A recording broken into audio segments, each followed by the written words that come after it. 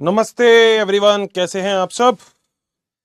नमस्कार नमस्कार नमस्कार। गोरिल्ला आर्मी कैसी है सारी की सारी। नमस्ते नमस्ते नमस्ते नमस्ते भाइयों दोस्तों, सभी लोगों को बहुत सारा प्यार। कैसे हैं आप सब।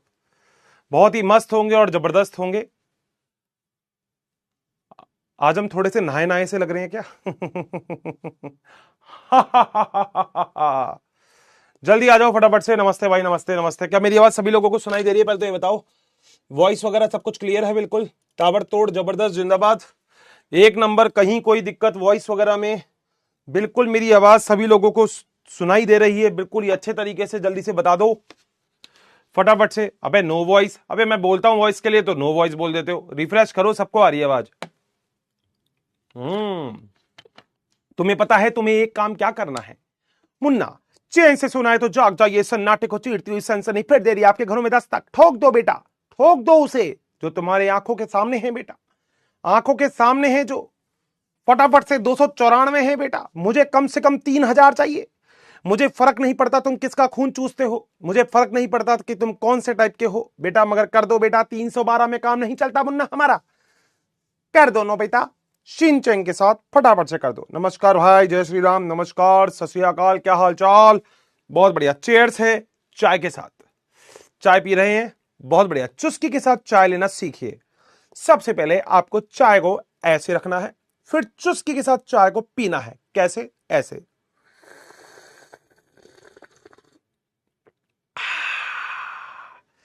इसे बोलते हैं चुस्की। चुस्की वाली चाय पी लो। Very good evening, very good evening, good evening, क्या हाल चाल। चुस्की वाली चाय, चुस्की वाली चाय, चुस्की वाली चाय। कौन कौन है जो मेरे साथ साथ चाय या कॉफी या कुछ भी पी रहा है? जल्दी से बताओ कमेंट बॉक्स में कि तुम क्या कर रहे हो। पूछता है भारत तुमसे। Very good evening, hello good evening sir. Sir समझ में नहीं आता कि बायो का रिवीजन कैसे करें, मेरी एक्टिव रिकॉर्डिंग है सर, नोट्स भी देख लेता हूं बिना पेन पेपर के, ऐसा कैसे हो सकता है? One of the best effective time. Okay बताता हूं सर, समझ में नहीं आ रही है तो वही बात हो गई। Hello good evening beautiful, you are beautiful बेटा, ब्यूटीफुल नहीं हूं मैं। यस सर, समझ में नहीं नहीं लग रहे हो, नहाए नहाए लग रहे हो। अबे नहाए नहाए मैं डेली नहाता हूं बेटा। सर मस्त पढ़ाते हो, मजा आ गया, बहुत बढ़िया। Good evening, good evening. School sir, school में आगे चल रहे हैं बेटा। स्कूल वाले तो देखो कुछ भी चल सकते हैं, स्कूल में कितनी जल्दी चैप्टर हो गया होगा ये अपना बेटा। 13वां लेक्चर चल रहा है ना, तो बस तुम समझ सकते हो। Very good evening. मैं भी बेटा बहुत वेट करता हूं आप लोगों का। गब्बर वाला आज रिवाइज करवा दूंगा, बिल्कुल। Hello sir, very good evening sir. एक सॉन्ग में आपके वॉइस में बहुत अच्छी लगी है बेटा, बहुत बढ़िया है सर। मुझे ऐसा लग रहा है कि सच में मेरा सिलेक्शन 2026 में हो जाएगा। बधाई हो, बधाई हो रितेश। प्लीज मेरा रिक्वेस्ट है कि 12वें लेक्चर में कुछ क्वेश्चन और उसके आंसर अभी सॉल्व करवा दीजिए, प्लीज इग्नोर मत कीजिएगा। अच्छा जी, करवा देता हूं सर। प्लीज बता दो आ रहे हो अलवर। एक बात बताऊं, एक बात बताऊं, अलवर ही हूं मैं, अलवर ही हूं मैं। RJ02 अलवर ही हूं मैं। तुझे विश्वास नहीं है? कैसे विश्वास दिलाओ? आज शाम को इंस्टाग्राम पे लाइव आऊंगा, ठीक है, और अलवर की एक ऐसी जगह दिखाऊंगा जो तुम सब पहचान जाओगे। हाँ सर ये अलवर ही है, तो अलवर ही हूं मैं, ठीक है, बस आज बता दिया मैंने। हेलो सर, नमस्ते, very good evening, very good evening, good evening, good evening sir. ये तो बात हो गई, चलो भाई अब जरा मेरी बात सुन लो। दो तीन बातें जो तुम लोगों ने कही है उन बातों को अपन पूरा कर देते हैं, ठीक है। अब जरा देखते हैं, आ जाओ बेटा, आओ बेटा, आओ। जरा मेरी बात सुनना जरा ध्यान से, क्योंकि मेरी बात सुनोगे तो मेरे ख्याल से सारी की सारी चीज आपको समझ में आएगी और पढ़ने में भी आएगी। दो तीन बातें मेरी सारे के सारे लोग सुनेंगे, क्योंकि कुछ मेरी बात सुनते हैं कुछ नहीं सुनते हैं, तो बेटा सारी बात सुनना। देखो जरा मेरी बात सुनो। पहली बात, ध्यान से मेरी बात सुनना बेटा, क्योंकि मेरी बात ध्यान से नहीं सुनोगे तो कुछ नहीं समझ में आएगा। पहली बात, सुन रहे सारे? मैं सबका फिर पोल करवा लूंगा बेटा, इसलिए बोल रहा हूं मेरी बात ध्यान से सुनना। सर बताइए बेटा, पहली चीज तो यह है कि एक टॉपिक है आपके पास उत्परिवर्तन। हाँ सर, सर ये अभी आपने नहीं करवाया था, बिल्कुल। मैंने आपसे बोला था या तो मैं चैप्टर के एंड में करवाऊंगा या एक जो अगला चैप्टर करवा रहा हूं वहां करवाऊंगा। उसका रीजन बताता हूं क्या है बेटा। इसके अंदर एक बहुत छोटी सी बात है, दांत रक्त कोशिका। आपको याद होगा अभी अपना मेंडल, आपने कभी इस इंसान का नाम सुना होगा, ग्रिगर जोहन मेंडल। जो अपना अगला चैप्टर है। मेंडल वाले जो भाई साहब हैं उनके बारे में पूरी की पूरी चीजें पढ़नी है अपन को। तो एनसीईआरटी ने ये टॉपिक यहां दे दिया।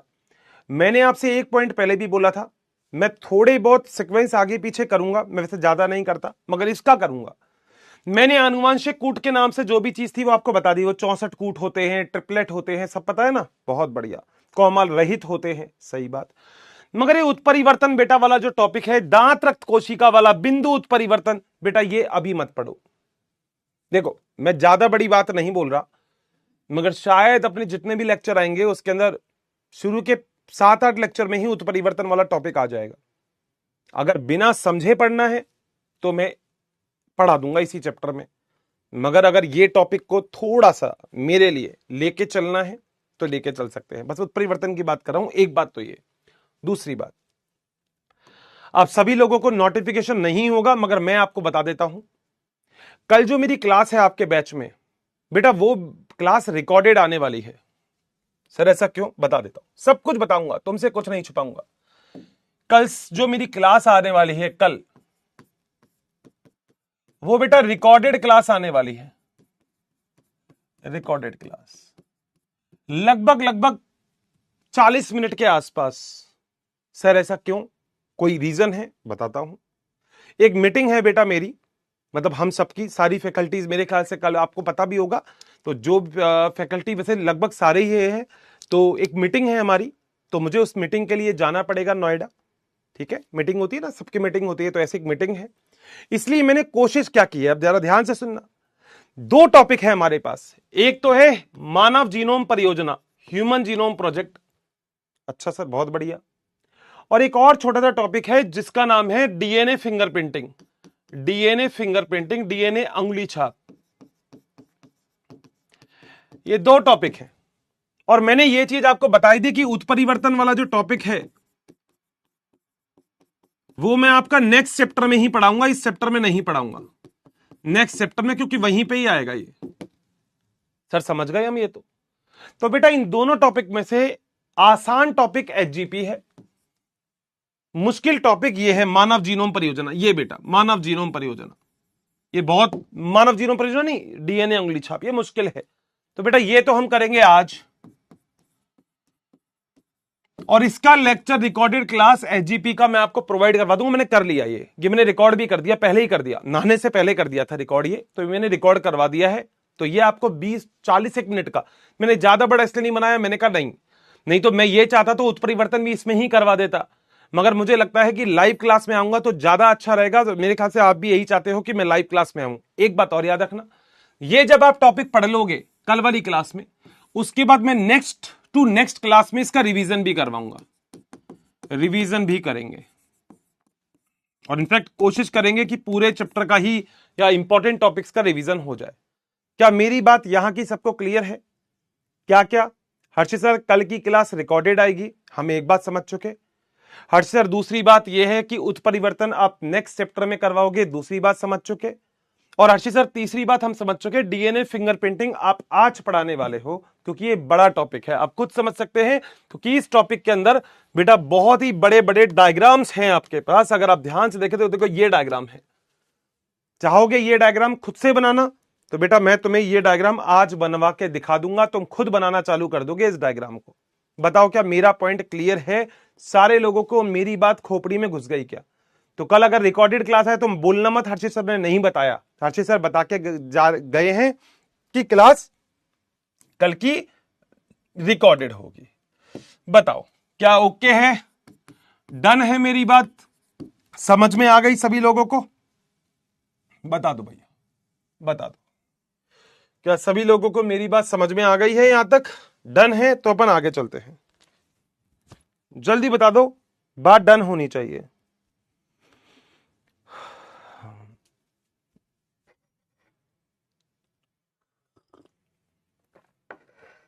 देखो मैं कोई भी चीज ऐसी नहीं करना चाहता जो आपको नहीं पता हो, मैं सब कुछ आपको इसलिए बताता हूं क्योंकि आप लोगों को पूरी नॉलेज होनी चाहिए कि कल रिकॉर्डेड भी आएगी। नहीं तो एक बात बताओ, मैं नहीं भी बताता और फिर रिकॉर्डेड आ जाती तो आप कहते हैं अच्छा आ गई, मगर आपको पता होना चाहिए।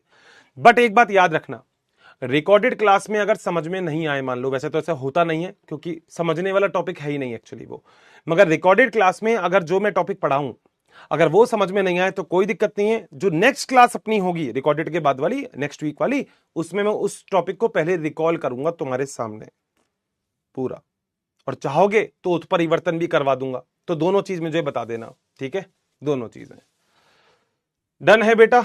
मेरे ख्याल से ऑप्शन नंबर ए है 98%। ये मेरी बात पता नहीं क्यों नहीं सुनते, मुझे समझ में नहीं आता, मैं इतना क्या मुश्किल बोलता हूं क्या?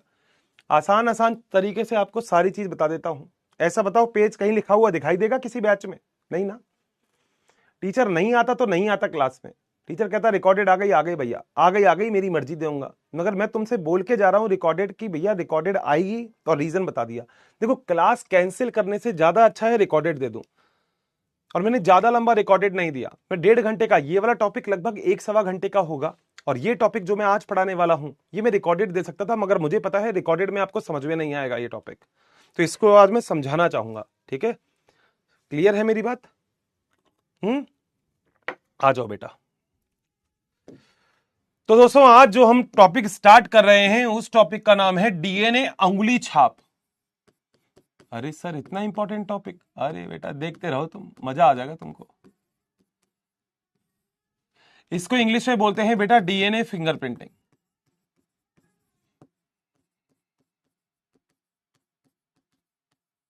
सर बिल्कुल सही बात है, बताओ सर इसके बारे में क्या होता है डीएनए फिंगरप्रिंटिंग, आओ जरा देखते हैं, ठीक है? देखो देखो, इस अभिक्रिया को डीएनए टाइपिंग और डीएनए टेस्ट कहते हैं। ये होता क्या है? आप लोगों ने सीआईडी लगभग सबने देखा, कुछ तो गड़बड़ है दया, कुछ तो गड़बड़ है। उसमें दया को भी आपने देखा है, अभिजीत को भी देखा है, लगभग सभी लोगों को देखा है ना? लड़को तुमने इंस्पेक्टर तारिका को भी देखा होगा, हंसो मत नालायको, मुझे सब पता है ना? तुम थोड़ी देखोगे दया अभिजीत को, हाँ मुझे सब पता है बेटा। तो दया अभिजीत की बात अलग है, इंस्पेक्टर तारिका की बात अलग है। अच्छा कई लड़के ऐसे होते होंगे जो दया अभिजीत को भी देखते हैं। ये बेटा जोक था, कुछ को समझ में नहीं आया ये जोक। कुछ ऐसे होंगे जो कहेंगे यार ये कैसा जोक था ये। कई लड़के ऐसे होंगे जिनको दया अभिजीत भी पसंद है, पता नहीं, जिसको समझ में आ गया उसको आ गया होगा, जिसको नहीं आया बेटा कोई दिक्कत नहीं है। मगर उन सारे सीरियल में आपने देखा होगा कहीं पे कोई भी क्राइम हो जाता है तो क्राइम होने के बाद क्या होता है, हाँ मुझे सब पता है, तुम्हें समझ में आ गया।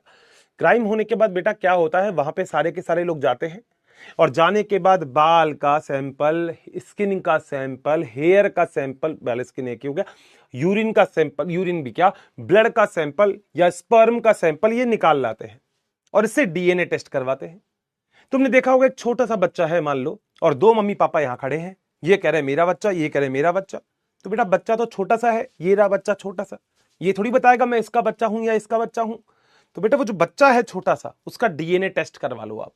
सुना होगा आपने डीएनए टेस्ट। पता है ये फिंगरप्रिंट होते हैं, मैंने आज ये उठाया तो मेरे फिंगरप्रिंट इस बोतल पे आ गए, मैंने कुछ भी चीज उठाई तो मेरा फिंगरप्रिंट इसके ऊपर आ गया। आप देख सकते हो, अगर आपने कोई भी गिलास उठाया तो ग्लास के ऊपर ऐसे उठाओ और रख दो, कांच का गिलास, तो कांच के गिलास के ऊपर देखना आपका फिंगरप्रिंट आ गया।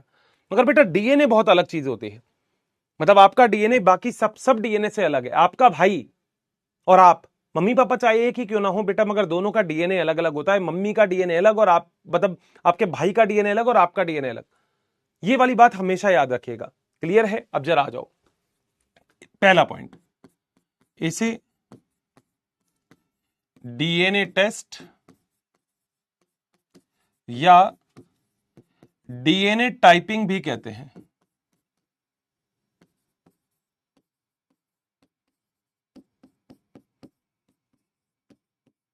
बोलो क्या पहला पॉइंट क्लियर है? चलूं मैं आगे? पक्का? बेटा इसके ऊपर अगर देखा जाए तो एक वैज्ञानिक है जिन्होंने इसके ऊपर काम किया 1984 बेटा 1984। इसमें एक वैज्ञानिक थे एलिस जेफरी, एलिस जेफरी ने बताया। सर बहुत बढ़िया, मगर बेटा भारत के भी दो वैज्ञानिक थे। भारत के दो वैज्ञानिक, डॉक्टर लालजी एवं वी के कश्यप,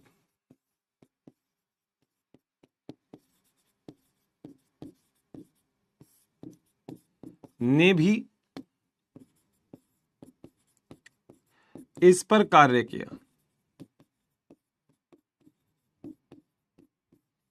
बोलो क्या पॉइंट क्लियर है? बेटा डीएनए अंगुली छाप एक ऐसी अभिक्रिया प्रक्रिया होती है जिसके द्वारा विशिष्ट डीएनए को पहचाना जाता है। इस तकनीक द्वारा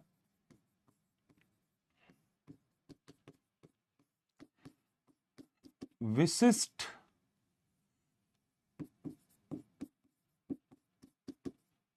डीएनए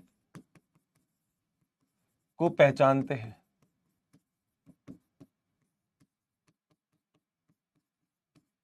बोलो क्या पॉइंट क्लियर है? धीरे धीरे सब चीजें समझाऊंगा, टेंशन बिल्कुल मत लेना, एक एक बात तुम्हें क्लियर करूंगा, एक एक बात। ठीक है, चलें आगे, आ जाओ। बेटा हम लोग ये चीज जानते हैं कि हमने एक परियोजना करवाई थी जिसको हम पढ़ेंगे, नाम होता है मानव जीनोम परियोजना। मानव जीनोम परियोजना ये क्या थी? ये एक ऐसी परियोजना थी जिसमें मानव के पूरे जीन के ऊपर, डीएनए के ऊपर कार्य किया गया, पूरे के पूरे डीएनए पे कार्य किया, हमारे पूरे डीएनए पे। और बेटा मेरे ख्याल से आप क्लास 11th में पढ़ के आए हो कि मनुष्य के अंदर दो प्रकार की कोशिका होती है, एक होती है द्विगुणित कोशिका। हाँ सर ये तो हमने पढ़ा है सर इसे 2n बोलते हैं क्या? हाँ बेटा। और बेटा एक होती है अगुणित कोशिका। अरे सर अब समझ में आई बात, अगुणित कोशिका। सर अगुणित कोशिका क्या होती है? बेटा इसे n बोलते हैं। सही है, क्लियर है मेरी बात 100%? अब सुनो बेटा, द्विगुणित जो कोशिका होती है उसके अंदर 6.6 इंटू 10 की घात 9, याद रखिएगा, बेस पेयर पाए जाते हैं। क्षार युग्म शायद सुना ही होगा, जब अपन ने डीएनए की संरचना पढ़ी थी तब पढ़ा था, ये क्षार युग्म होते हैं, इंग्लिश में बोलते हैं बीपी, बेस पेयर। सर बहुत बढ़िया। वहीं पे ही अगुणित कोशिका में इससे आधे होते हैं, यानी कि 3.3 इंटू 10 की घात 9 बेस पेयर। सर मजा ही आ गया सर। यानी कि आपकी जो द्विगुणित कोशिका, सभी जानते हैं ना द्विगुणित कोशिका, तो जैसे आपकी त्वचा की कोशिका, आपके बाल की कोशिका, ये सारी द्विगुणित होती है। आपके त्वचा की कोशिका, आपके बाल की कोशिका, ये सब द्विगुणित है। मगर जैसे आपके शुक्राणु की कोशिका, अंडाणु की कोशिका, ये सब अगुणित होती है। ये तो बेटा क्लास 11th में पढ़ के आए थे, जो नहीं पढ़ के आया उसको यहां बता दिया द्विगुणित और अगुणित क्या होती है। तुम लोगों को पता होगा द्विगुणित कोशिका में हमारे अंदर कितने गुणसूत्र होते हैं? सर 46 गुणसूत्र होते हैं। अर्चित सर ये तो बच्चा बच्चा जानता है, ये तो बेटा पता है ना। जिसको ये नहीं पता तो मतलब 11वीं तो माशाअल्लाह करके आए हो फिर। और अगुणित कोशिका में कितने गुणसूत्र पाए जाते हैं? सर इसमें 23 गुणसूत्र पाए जाते हैं। यानी कि कोई भी अगर आपसे कहता है ना, कभी कोई भी अगर आपसे कहता है क्या कि आपके शुक्राणु और अंडाणु में गुणसूत्र कितने हैं, तो उससे बोल देना 23 हैं। कितने क्षार युग्म हैं? कह देना 3.3 इंटू 10 की घात 9 है। बड़ी ही इंपॉर्टेंट बातें हैं ये दो, क्लास 11th की है, 12th का तो इसमें कुछ भी नहीं है। बताओ क्या पॉइंट क्लियर है? चलूं आगे, आ जाओ। अब अगली चीज क्या लिख रहा हूं, अगली चीज जरा सुनना बेटा। मान लो आपके पास 100% डीएनए है आपका। सर बिल्कुल सही है। देखो मैं फिर आपको बोल रहा हूं, ये टॉपिक मैं अभी क्यों पढ़ा रहा हूं, बड़ा इंटरेस्टिंग है ये, तो ध्यान से सुनना। अगर आपके पास 100% डीएनए है तो कुल डीएनए के लगभग 2% डीएनए ही प्रोटीन निर्माण के लिए आवश्यक होता है।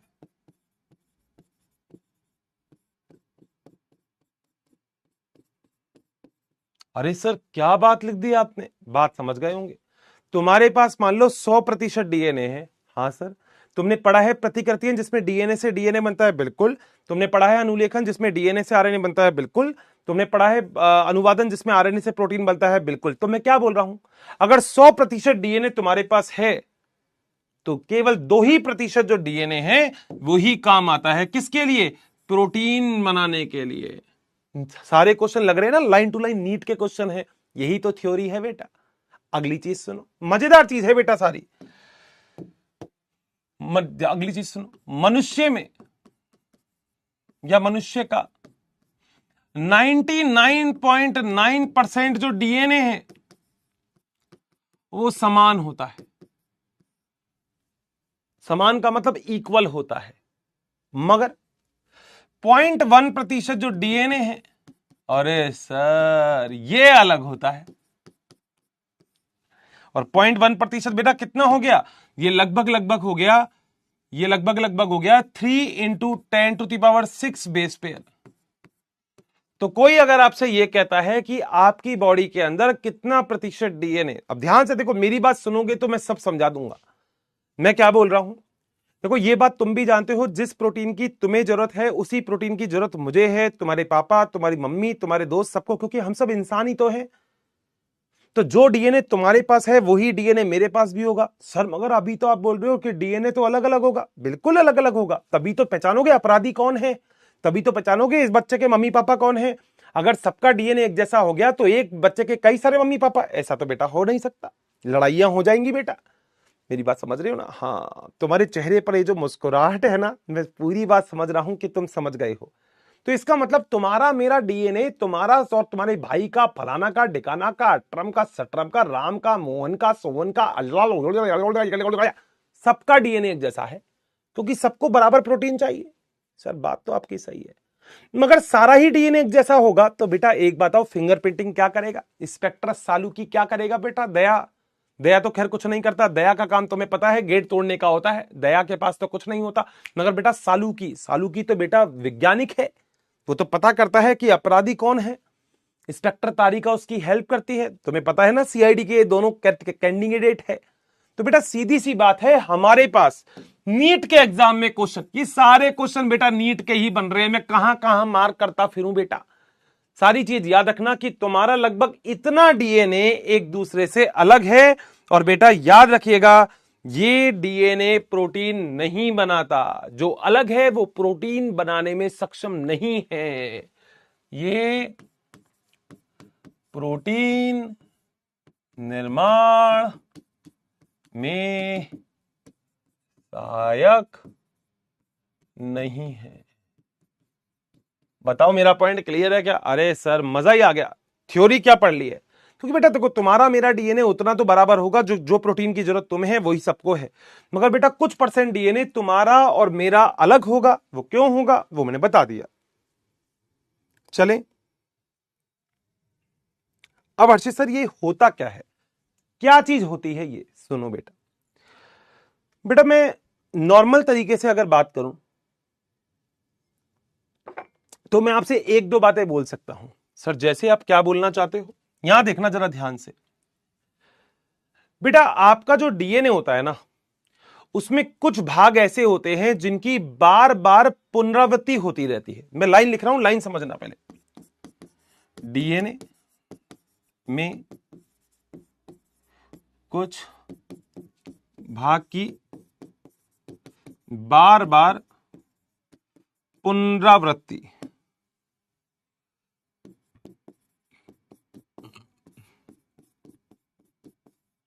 होती रहती है। बोलो बात सही है? पुनरावृत्ति का मतलब वो भाग बार बार रिपीट होते रहते हैं। सही है, कुछ चीजें बार बार रिपीट होती रहती हैं।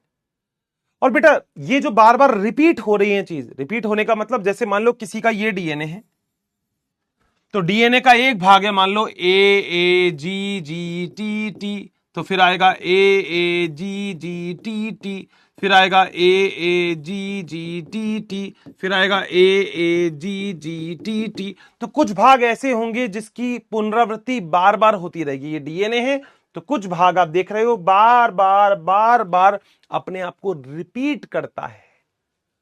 बेटा ये मैं 99% की बात नहीं कर रहा हूं, 0.1% में चल रहा है बेटा सारा पंगा, 0.1% में। बताओ क्या पॉइंट क्लियर है?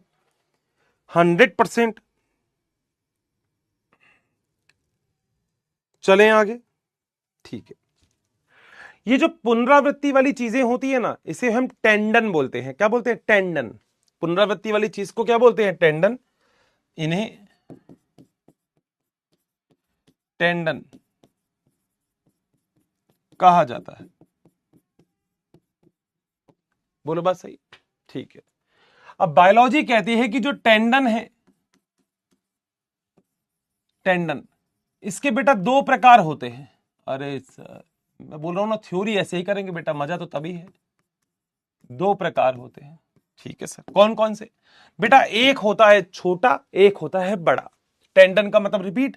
एक होता है छोटा रिपीट यानी कि शॉर्ट रिपीट, और एक होती है लॉन्ग रिपीट। ध्यान से मेरी बात सुनते रहना, मजेदार टॉपिक है बेटा, बहुत शानदार। बोलो बात सही है? एक तो छोटे छोटे क्रम होंगे जो बार बार रिपीट होंगे, एक बड़े बड़े क्रम होंगे जो बार बार रिपीट होंगे, ठीक है। ये जो छोटे छोटे क्रम है ये भी बेटा दो प्रकार के होते हैं। एक होता है मिनी सैटेलाइट,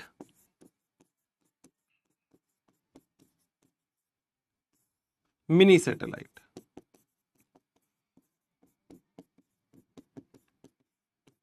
और एक होता है माइक्रो सैटेलाइट।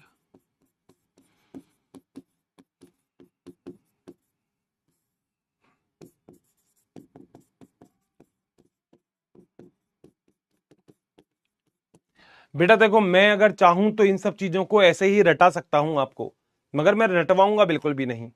मैं हर चीज आपके नोट्स के अंदर होगी जो आपने समझी होगी। अब देखो जरा, मिनी सैटेलाइट हर्षित सर क्या चीज होती है, इसको समझाओगे? हाँ बेटा, ये मिनी सैटेलाइट जो होता है ये 11 से 60 बेस पेयर का रिपीट होता है। बेस पेयर का रिपीट होता है, ठीक है। माइक्रो सैटेलाइट जो होता है ये बेटा 1 से 6 बेस पेयर का रिपीट होता है।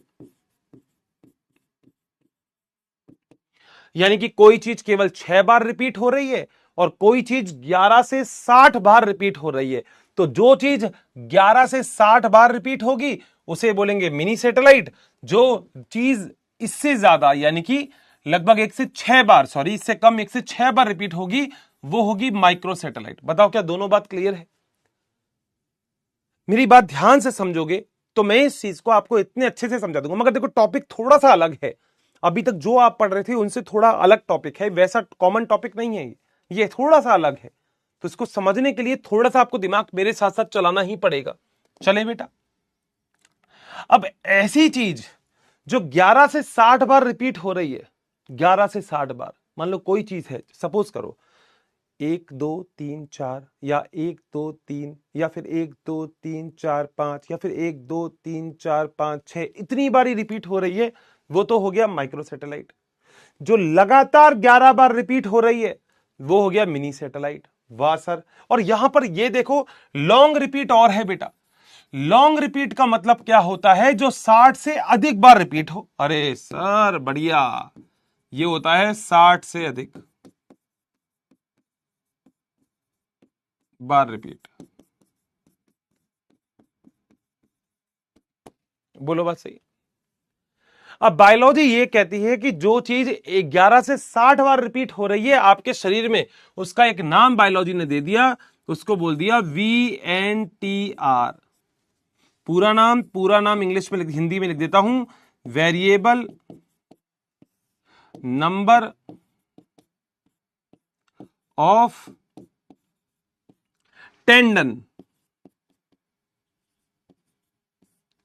रिपीट। यानी कि जो चीज आपके शरीर में, देखो मेरी बात ध्यान से सुनना भाई, मैं फिर आपसे बोल रहा हूं, रट्टाफिकेशन नहीं है, अगर रटने जाओगे तो अटक जाओगे। मैं दोबारा से चाहे बोल देता हूं, ध्यान से सुन लो बेटा।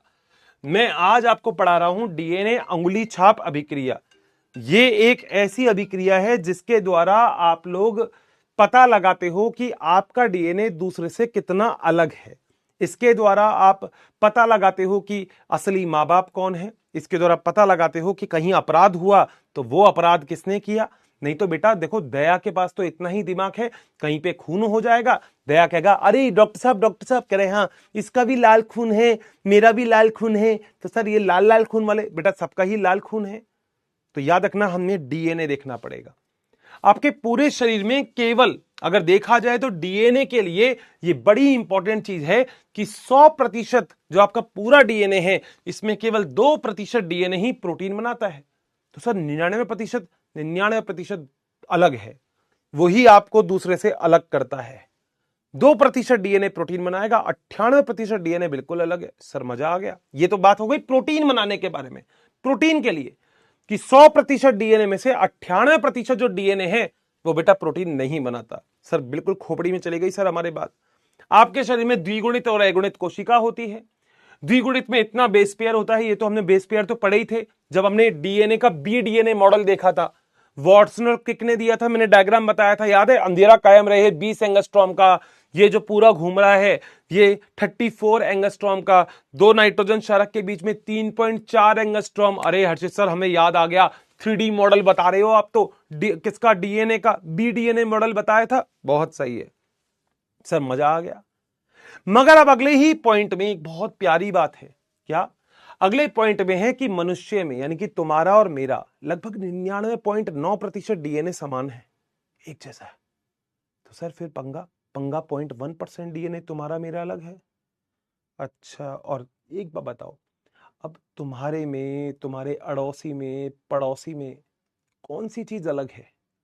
99.9% या 0.1%? हर्षित सर 0.1%। इसका मतलब डीएनए फिंगर प्रिंटिंग में, अंगुली छाप में किसके ऊपर काम होगा? सर 0.1% के ऊपर काम होगा सर, क्योंकि यही तो तुम्हारे और तुम्हारे अड़ोसी पड़ोसी में अलग है।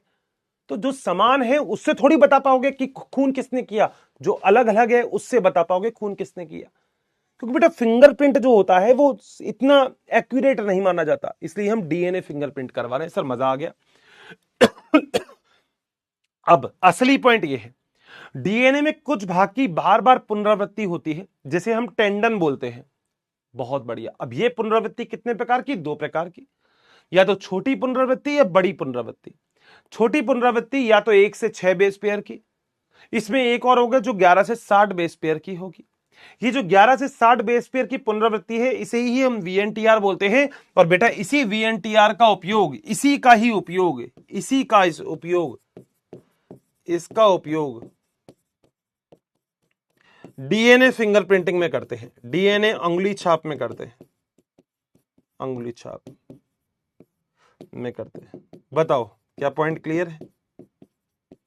यानी कि ये चीज आपके शरीर में सबके अलग अलग है, अलग अलग है। किसी का रिपीट 11 है, किसी का 15 है, किसी का क्या है, किसी का क्या है, किसी का क्या है।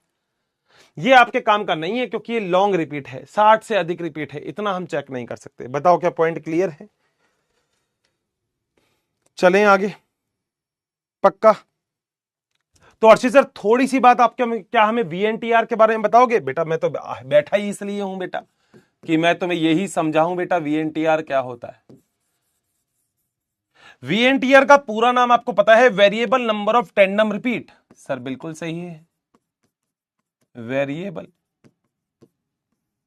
इंग्लिश में लिख देता हूं, अब वहां हिंदी में लिख दिया, नंबर ऑफ टेंडन रिपीट। बेटा कई जगह पे टेंडन है, कई जगह पे टेंडम है, तो कभी कंफ्यूज मत होना। सर डन है, ठीक है। मैं बोल सकता हूं कि इसमें 11 से 60 बेस पेयर का रिपीट होता है। हाँ सर बिल्कुल। अरे सर लिखा ही है आपने, इसमें 11 से 60 बेस पेयर की पुनरावृत्ति होती है। बेटा बार बार मत पूछना, पुनरावृत्ति का मतलब रिपीट होती है।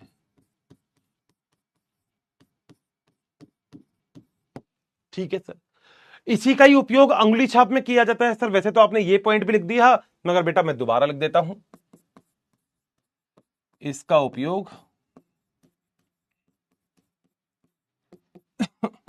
डीएनए अंगुली छाप में, अंगुली छाप में होता है।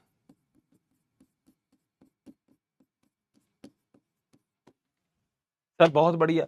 क्या मैं बोल सकता हूं ये एक प्रकार का मिनी सैटेलाइट है? अरे सर आपने सब कुछ लिख रखा है। बड़कर बेटा अगला अलग से नोट्स कुछ कहते हैं अर्चित सर। नोट्स बेटा अब दो एक ही बार चार चार चीजें लिख दूंगा, कोई दिक्कत नहीं है। यह एक प्रकार का, बोलो क्या है, मिनी या माइक्रो? सर मिनी सैटेलाइट, प्रकार का मिनी सैटेलाइट है।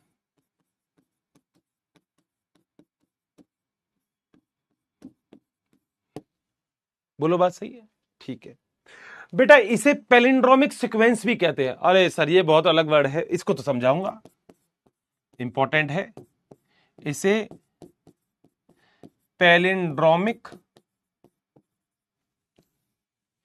खंड यानी कि सीक्वेंस कहते हैं। सर ये क्या होता है, ये पैलिंड्रोमिक खंड क्या होता है, ये समझाओ बेटा अगले पेज पे। यहां पे समझाऊंगा, यहां पे, क्योंकि समझाऊंगा तो बेटा अगले पेज पे, तभी तो मजा आएगा। ये है पैलिंड्रोमिक खंड, पैलिंड्रोमिक खंड। बेटा डीएनए का ऐसा खंड जो आगे से पढ़ो चाहे पीछे से पढ़ो एक जैसा ही पढ़ोगे। अरे क्या बात है, लिख रहा हूं मैं, आगे से या पीछे से, अच्छा एक जैसा पढ़ा जाए। सर कोई एग्जाम्पल? मेरे पास तो एक एग्जाम्पल है, जैसे तुमने सुना है नमन, तुमने सुना होगा NAMAN, चाहे यूं पढ़ो NAMAN, चाहे यूं पढ़ो NAMAN। जिसके खुद का नाम नमन होगा उसको भी नहीं पता होगा। जैसे तुमने एक और नाम सुना है सर, क्या तुमने नाम सुना है मलयालम,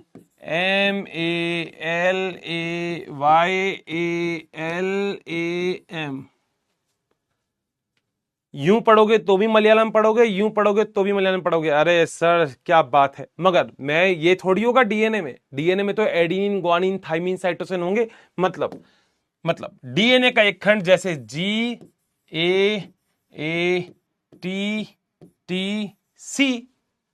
सर बिल्कुल सही है। अब अगर ऐसे लिखा तो डीएनए का दूसरा खंड भी लिख सकते हो, नीचे लिख सकते हो। हाँ सर लिखो लिखो लिखो सर, नीचे लिखो। C के सामने G, T के सामने A, यहां A, यहां T, यहां T, यहां C। अगर यहां पे ये डीएनए 5' है तो ये 3' होगा, ये 5' है तो ये 3' होगा। डीएनए पढ़ाई है हमने, तो डीएनए को ऐसे पढ़ो तो भी GAATTC, या डीएनए को ऐसे पढ़ो तो भी GAATTC। तो ऐसा खंड जिसमें डीएनए को चाहे आगे से पढ़ो चाहे डीएनए को पीछे से पढ़ो, आप एक जैसा ही पढ़ोगे, उसी खंड को क्या बोलते हैं? पैलिंड्रोमिक खंड बोलते हैं। ये ऊपर तो ऐसा ही मजाक था, मजाक मतलब समझाने का तरीका था। ये ऊपर वाला, नीचे तो अपना डीएनए है, सही है। अब पूरा देखो डीएनए पढ़ चुके हो। इस क्लास में से कोई बच्चा नहीं होना चाहिए जो उसने पहले कुछ पढ़ा नहीं है। मैं फिर आपसे बोल रहा हूं, ये चैप्टर तब पूरा चैप्टर बनेगा जब आप शुरू से पढ़ते हो और एंड तक पढ़ते हो। बीच में अगर एक चैप्टर भी, एक पॉइंट भी छोड़ दिया अगर आपने, तो ये बनेगा ही नहीं चैप्टर। मानते हो ना? मैंने पहले भी बोला था जिस दिन ये चैप्टर स्टार्ट किया था कि बहुत ताबड़तोड़ चैप्टर, और मैंने बोला था जो मेरे साथ पढ़ेगा ना उसके टिप्स पे लगा दूंगा मैं, टिप्स पे। और ये मैंने बोला था आपसे। बताओ क्या पॉइंट क्लियर है? चले सर, आ जाओ वापिस, आ जाओ बेटा। अपन तो बेटा टॉपिक क्लियर करने आ गए थे यहाँ पे। पैलिंड्रोमिक खंड क्या होता है इसके बारे में बताया था सर। फिर से आ जाओ सर, अपने टॉपिक पे आ जाओ अब तो यही ठीक है। VNTR, तो VNTR का साइज 0.1 बेस पेयर से 20 बेस पेयर होता है। बोलो बात सही? डाटा है, याद करना है, इसमें तो वैसे कोई चीज नहीं है। अगला, VNTR के कारण ही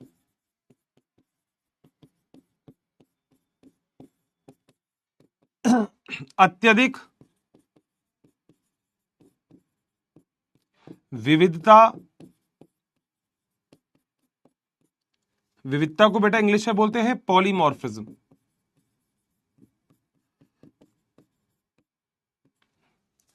पाई जाती है।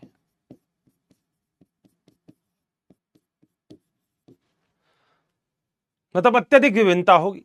सर अत्यधिक विभिन्नता का मतलब हर्षित सर हम समझे नहीं, थोड़ा सा क्या इसको आप अच्छे से एक्सप्लेन कर सकते हो? अत्यधिक विभिन्नता का मतलब तुम्हारा और मेरा डीएनए अलग है, तुम्हारा तुम्हारे पड़ोसी का डीएनए अलग है, तुम और जो तुम सामने तुम्हारे मम्मी को देख रहे हो, तुम्हारा डीएनए पूरा पूरा तो मैच नहीं करेगा, ये बता तुम ही मानते हो? नहीं तो घर में सोचो सारे तुम्हारे जैसे घूम रहे होते, ऐसा तो नहीं है। बस इतनी सी बात। तो यही चीज होती है जो आपस में हमको एक दूसरे को अलग अलग करती है। सही है। अब कुछ बच्चे मेरे से कभी कभी पूछ लेते हैं, वैसे तो मैं बताता नहीं हूं, मगर कुछ बच्चे पूछ लेते हैं, हर्षित सर ये आपने जो लिखा है ना, ये satellite, satellite, mini satellite, micro satellite, ये होता क्या है? 11वीं क्लास पढ़ी है तो अच्छी बात है, मगर कुछ ऐसे भी होंगे जो यूं कहेंगे अरे हर्षित सर आप पूछो मत, हमारी कैसे पढ़ाई हुई थी। तो बेटा उसके लिए ही बस ये डायग्राम बना रहा हूं। ये डायग्राम कभी आपने नहीं भी पढ़ा होगा तो कोई बात नहीं बेटा, ये एक डायग्राम है।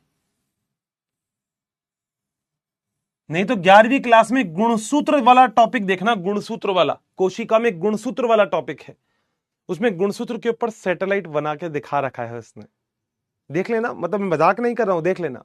मगर वैसे गुणसूत्र आपका ऐसा होता है बेटा, ऐसा गुणसूत्र है। ये जो डायग्राम है ना बेटा, ये किसका है? गुणसूत्र का। आपका गुणसूत्र बेटा ऐसा होता है सच में। ये डायग्राम तो आपको एनसीईआरटी में मिलेगा नहीं, और यही एनसीईआरटी में ये जो डायग्राम है, इसमें ही ये जो नीचे ये गुंडी के समान जो संरचना दे रखी है ना, यही सैटेलाइट है। सैटेलाइट गुंडी के समान, गुंडी मतलब गोल, गुंडी के समान संरचना। मतलब कभी किसी इंसान का जब मान लो खून का सैंपल मिल गया, तो खून में से निकालेंगे क्या? क्रोमोसोम। फिर क्या निकलेगा? डीएनए। और डीएनए में भी पूरे गुणसूत्र में कहां? यहां। ये वाला डीएनए आपको चाहिए, क्योंकि यही तो सैटेलाइट है। तो यही तो सैटेलाइट का दो पार्ट है, मिनी और माइक्रो। तो इसी के अंदर से, इसी सैटेलाइट में से आप कौन सा सैटेलाइट निकालोगे? आपको मिनी सैटेलाइट चाहिए, इसी में से ही आप मिनी सैटेलाइट निकालोगे।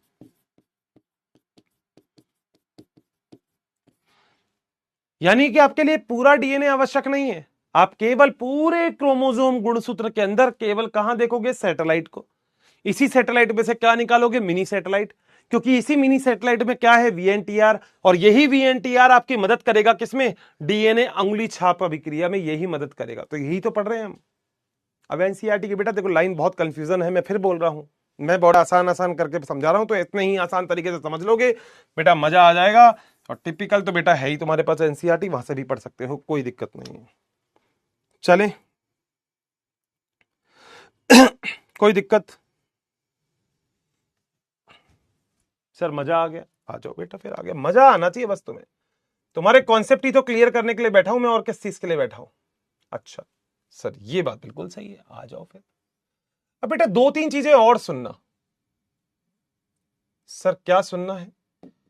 बेटा कुछ ऐसे भी होते हैं जिनका वीएनटीआर एक समान रहता है, ठीक है?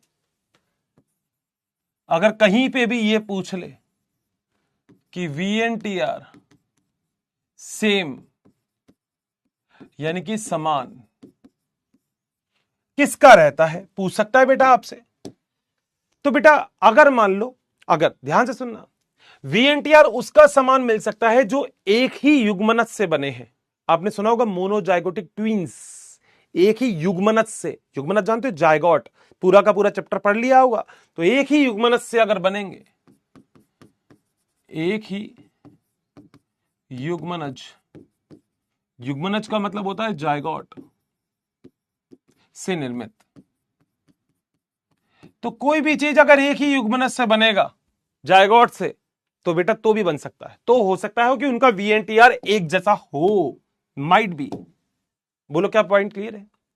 या फिर वीएनटीआर किसका किसका हो सकता है? सुनो, एक ही इंसान के दो सैंपल, एक ही इंसान, मान लो तुम हो, तुम्हारे बाल का सैंपल ले लिया एक जगह पे तुम्हारे स्किन का सैंपल ले लिया, तो भी तुम्हारा वीएनटीआर एक जैसा होगा। हाँ सर ये बात भी सही है। तो एक ही मनुष्य के दो सैंपल, उनका भी वीएनटीआर सेम होगा। तुम्हारे इस हाथ से खून ले लिया, तुम्हारे इस हाथ से खून ले लिया, तो बेटा सैंपल तो अलग अलग है मगर वीएनटीआर तो सेम होगा, क्योंकि तुम्हारे दोनों हाथ में के अंदर जो खून है वो बेटा तुम्हारा ही तो है। बताओ क्या पॉइंट क्लियर है? सर मजा आ गया सर, मजा ही आ गया। मैं बोल रहा था ना ये टॉपिक बड़ा खास है, ये टॉपिक बहुत प्यारा है, बहुत प्यारा टॉपिक। तभी मैं चाह रहा था कि इस टॉपिक को अपन इस तरीके से ही करें। डन है, मजा आ गई, बात शानदार चल रहा है। आ जाओ फिर आगे चलो, आ जाओ, कोई टेंशन ही नहीं है बेटा, लोड नहीं है, फिर तो मेरे साथ साथ चलो। अब डीएनए अंगुली छाप जो है, अंगुली छाप के पद, पद का मतलब होता है बेटा स्टेप, कि डीएनए अंगुली छाप के क्या क्या पद हैं, क्या क्या स्टेप्स हैं, सर वो देख लेते हैं। पहला बेटा हर किसी चीज का स्टेप होता है ना, जैसे नहाते हो तो पहले कपड़े उतारते हो, फिर पानी डालते हो, फिर साबुन लगाते हो, ऐसे ही तो नहाते हो। ये थोड़ी पहले जा रहे हो फिर पानी डाल रहे हो, नहीं पहले जा रहे हो फिर साबुन लगा रहे हो, फिर कपड़े उतार रहे हो, फिर पानी डाल रहे हो, ऐसा तो नहीं करते ना। हर किसी चीज का स्टेप है। तो पहला स्टेप इसका क्या है? स्टेप नंबर 1, सैंपल प्राप्त करना। पहले जहां पे अपराध हुआ है वहां से सैंपल प्राप्त करोगे, सब कुछ समझाऊंगा मैं। पहला, ठीक है सर, बहुत बढ़िया स्टेप हो गया। दूसरा, सैंपल में से डीएनए प्राप्त करना, डीएनए प्राप्त करना। सारे स्टेप समझाऊंगा बेटा ना, जल्दबाजी मत करना। तीसरा स्टेप बेटा एक चैप्टर है जो तुम बायोटेक्नोलॉजी, जिसे हम जैव प्रौद्योगिकी कहते हैं, ठीक है, जैव प्रौद्योगिकी, बायोटेक्नोलॉजी तुम्हारे जूलॉजी में है। वहां पर तुम एक एंजाइम पढ़ोगे जिसका नाम है एंडोन्यूक्लियस। वैसे मैंने पढ़ाया था इसके बारे में, जो डीएनए को बीच में से काटते हैं। तो तीसरा पॉइंट वैसे मैं समझा दूंगा। एंड रेस्ट्रिक्शन, पूरा नाम लिख रहा हूं, रेस्ट्रिक्शन एंडोन्यूक्लियस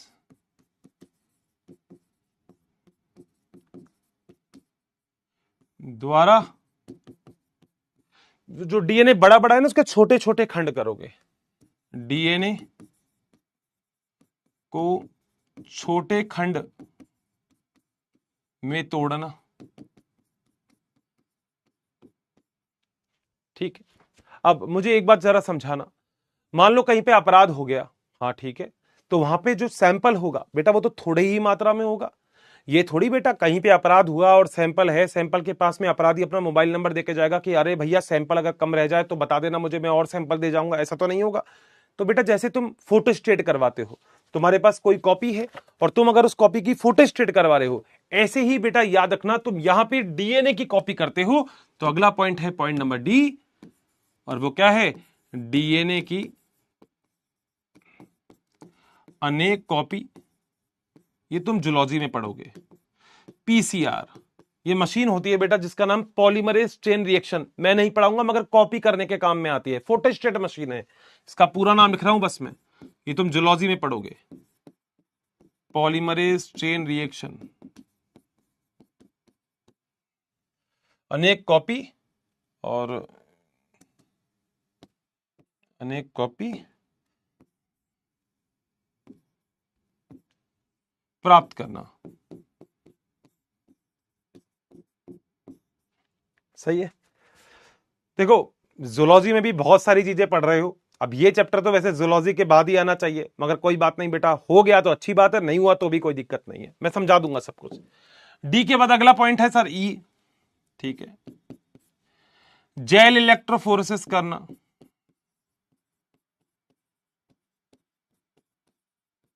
क्या होता है बताऊंगा, फोरोसिस करना, सब समझाऊंगा वैसे तो अभी। ई के बाद अगला पॉइंट है एफ, ब्लॉटिंग टेक्निक करना, ब्लॉटिंग अभिक्रिया, ब्लॉटिंग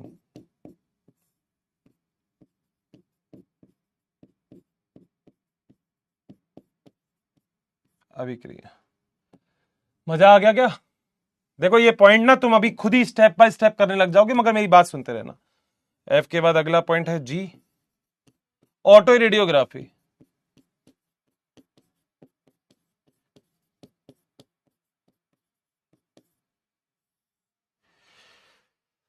सर अभी तो हर्षित सर हमें केवल 2-3 पॉइंट ही समझ में आए हैं, बाकी पॉइंट तो हर्षित सर हमें समझ में ही नहीं आए कि ये क्या है। डीएनए उंगली छाप की अभिक्रिया ये तो समझ में नहीं आ रही सर। ये क्या है पीसीआर, ये क्या है जेल इलेक्ट्रोफोरेसिस, ये क्या है ब्लॉटिंग, ये क्या है ऑटो रेडियोग्राफी। फिर बोल रहा हूं अगले आने वाले आधे घंटे अब आपको मेरे साथ बन के रहना है, जितना भी टाइम लगे, चाहे आधा घंटा, चाहे 5 घंटा, चाहे 10 घंटा, मगर मेरे साथ साथ ही रहना। ठीक है सर, चालू करें पहले स्टेप से। हाँ सर, डिटेल में हर्षित सर आ जाओ। इतना लिखने के बाद भी कुछ बालक पालक क्या बोलते हैं बेटा, मैं लिटरली बताऊं, लिटरली देखो मैं ज्यादा बड़ी बात नहीं बोलता। अब बाकी जगह भी देख लेना, कहीं पे भी कोई भी टॉपिक, कोई भी बॉटनी वॉटनी, कहीं पे यूट्यूब बटरम शटरम में तो ऐसा बोलता हूं। यूट्यूब कहीं पे भी देखो बेटा, इतने डिटेल से हिंदी मीडियम में अगर किसी ने पढ़ाया हो तो कमेंट जरूर कर देना, नहीं अर्षित सर बात आपकी मान गए सर। और मैं पता है एक चीज कहता हूं, डिटेल मतलब ऐसा नहीं कि मैं तुम्हें फालतू की चीज लिखवाए जा रहा हूं, ये ले ये ले ये ले। तुम कहोगे अर्षित सर ये तो आएगा ही नहीं नीट के एग्जाम में। मैंने कहा हाँ बेटा नहीं आएगा, मगर कोई बात नहीं, मेरे को आता है ना, लिख ले बेटा। दुनिया अलग तरीके से पढ़ाती है, इसको रटा देती है, एनसीईआरटी पूरी की पूरी छपवा देती है, मगर मैं लिटरली तुम्हें छपवाऊंगा नहीं, तुम खुद करके दिखाओगे। अगली बार कहोगे अर्षित सर पूरे स्टेप याद हो गए, खोपड़ी में है स्टेप, कोई पूछेगा तो यूं बता देंगे। मगर बेटा उसके लिए क्या करना पड़ेगा, सबसे मना कर दो, अब अगले आधे घंटे मुझे डिस्टर्ब करने की जरूरत नहीं है। हर्षित सर बहुत इंपॉर्टेंट चीज पढ़ा रहे हैं, तो आ जाओ बेटा। सबसे पहले है सैंपल प्राप्त करना, ए सैंपल प्राप्त करना। बेटा सबसे पहले तो देखो सैंपल लोगे ना, जहां से आपको डीएनए मिलेगा वो तो लोगे। हाँ सर बिल्कुल, कहां से लोगे, इसे शुक्राणु, हाँ यहां से ले सकते हैं, अंडाणु, हाँ सर ये भी कोशिका ही है, त्वचा, अरे सर ये भी सही है, बाल, अरे सर ये भी सही है, रुधिर, अरे सर सही बोल रहे हो, ऊतक, अरे सर बिल्कुल बात सही है, से प्राप्त किया जाता है।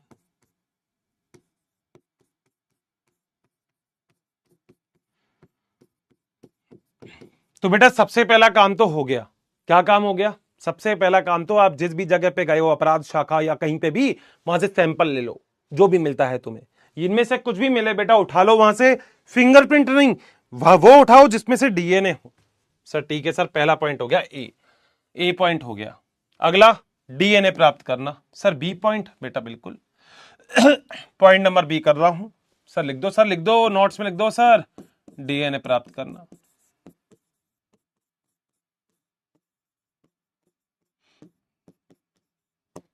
बोलो बात सही। इनमें से कोई भी कोशिका होगी तो बाहर कोशिका झिल्ली होगी, अंदर केंद्रक झिल्ली होगी। तो बेटा आप एंजाइम की अभिक्रिया के द्वारा कोशिका झिल्ली और केंद्रक झिल्ली को तोड़ दोगे, तभी तो डीएनए मिलेगा अंदर। तो बेटा इतना मत करना, डीएनए कहां मिलेगा, केंद्रक में, बाहर थोड़ी पड़ा हुआ है डीएनए। डीएनए कहां मिलता है, केंद्रक में। तो आपको क्या काम करना है, आपके पास जो कोशिका है, आपके पास जो कोशिका है उसके अंदर जो आपके पास केंद्रक है, केंद्रक है, तो कोशिका में से आपको, केंद्रक में से आपको डीएनए निकालना है, यही तो निकालना है।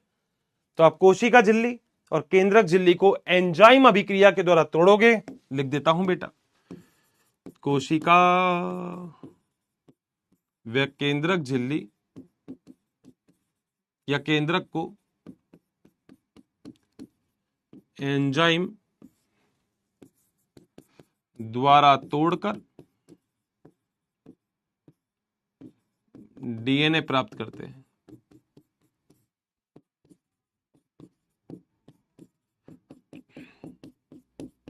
बोलो बात सही, इसको भी तोड़ दोगे, इसको भी तोड़ दोगे, तो बेटा अंदर से डीएनए बाहर निकल जाएगा। यही तो चाहिए तुम्हें, डीएनए, और क्या चाहिए तुम्हें, कुछ चाहिए ही नहीं। अरे बताओ ना, खोपड़ी में बात जा रही है क्या, 2 पॉइंट बैठ गए क्या सर, मजा आ गया। सर तीसरा क्या है, तीसरा देख लो, तीसरा पॉइंट है रेस्ट्रिक्शन एंडोन्यूक्लियस द्वारा डीएनए को छोटे खंड में तोड़ना। अरे लिखना पड़ेगा बेटा, मगर पूरा तो क्या करे।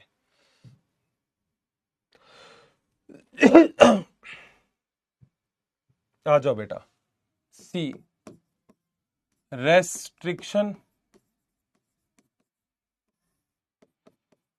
एंडोन्यूक्लियस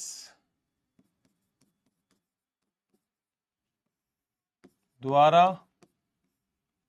डीएनए को छोटे खंड में तोड़ना। बताओ तीसरा पॉइंट कर दूं क्या? अरे बताओ ना तीसरा। पहला आपने सैंपल प्राप्त किया, फिर रेस्ट्रिक्शन खंड द्वारा डीएनए को छोटे छोटे खंडों में तोड़ दिया। ठीक है, अब ये होता क्या है वो समझो बेटा। पहली बात तो एंडोन्यूक्लियस, एक ऐसा एंजाइम जो डीएनए को बीच में से काटे, डीएनए को बीच में से काटता है। तुम डिटेल में पता है कहां पढ़ोगे? मैं नहीं पढ़ाऊंगा बेटा, याद रखना। तुम डिटेल में पता है कहां पढ़ोगे? बायोटेक में। वैसे मैं बहुत सारे नाम लिख सकता हूं, मगर तुम कहोगे अर्षित सर आप एनसीईआरटी से बाहर, मैं बाहर नहीं पढ़ा रहा। जूलॉजी में पढ़ लोगे तुम, चैप्टर नंबर 11 है जैव प्रौद्योगिकी, वहां पे ही पढ़ोगे। बहुत प्यारी संरचना पढ़ोगे प्लाज्मिड की, तो वहां पे टीचर बताएगी तुमको, जो सर मैडम जो भी तुम्हें पढ़ा रहा है वो बोलेगा बेटा रेस्ट्रिक्शन एंडोन्यूक्लियस, इसके एग्जाम्पल लिख देता हूं बेटा, याद मत करना, वहीं याद करना। Bam first, Bam second, Sal first, PST first, PVU first, Hind second, Hind third, ये सारे एंडोन्यूक्लियस एंजाइम है। जूलॉजी में पढ़ोगे बेटा, जूलॉजी में, बॉटनी में नहीं पढ़ाता मैं तो पढ़ाऊंगा भी क्या, वहीं पढ़ोगे प्लाज्मिड की संरचना। एनसीईआरटी है, बेची थोड़ी है अभी, है ना एनसीईआरटी। देख लो जरा चैप्टर, देखो ना, देखो एक चैप्टर देखो, बायोटेक्नोलॉजी 11वें नंबर का ही होगा मेरे हिसाब से, 10वें 11वें नंबर का। अगर पहले नंबर का चैप्टर हट गया तो 10वें नंबर का होगा। जैव प्रौद्योगिकी के 2 चैप्टर है ना लाइन से, जैव प्रौद्योगिकी एवं उसके अनुप्रयोग। तो जैव प्रौद्योगिकी वाले चैप्टर में देखो एक गोल सी संरचना बना रखी प्लाज्मिड की, देखो जल्दी। अरे मैं यही हूं, देखो ना, देखिए प्लाज्मिड की संरचना। एनसीईआरटी है ना नालायको, गूगल पे भी देख सकते हो, मना कर देते नहीं है तो। इसमें प्लाज्मिड की संरचना दिख रही है, उसमें देखो इनमें से कुछ ना कुछ नाम तुम्हें दिख जाएंगे। हिंद दिखेगा, देखो पीएचडी दिखेगा, ये को सर क्या बात है, जूलॉजी भी। मैं तो कुछ नहीं पढ़ा रहा, मैं तो, मेरा टॉपिक है एंडोन्यूक्लियस। ठीक है सर। और सर ये क्या होता है फिर? रेस्ट्रिक्शन,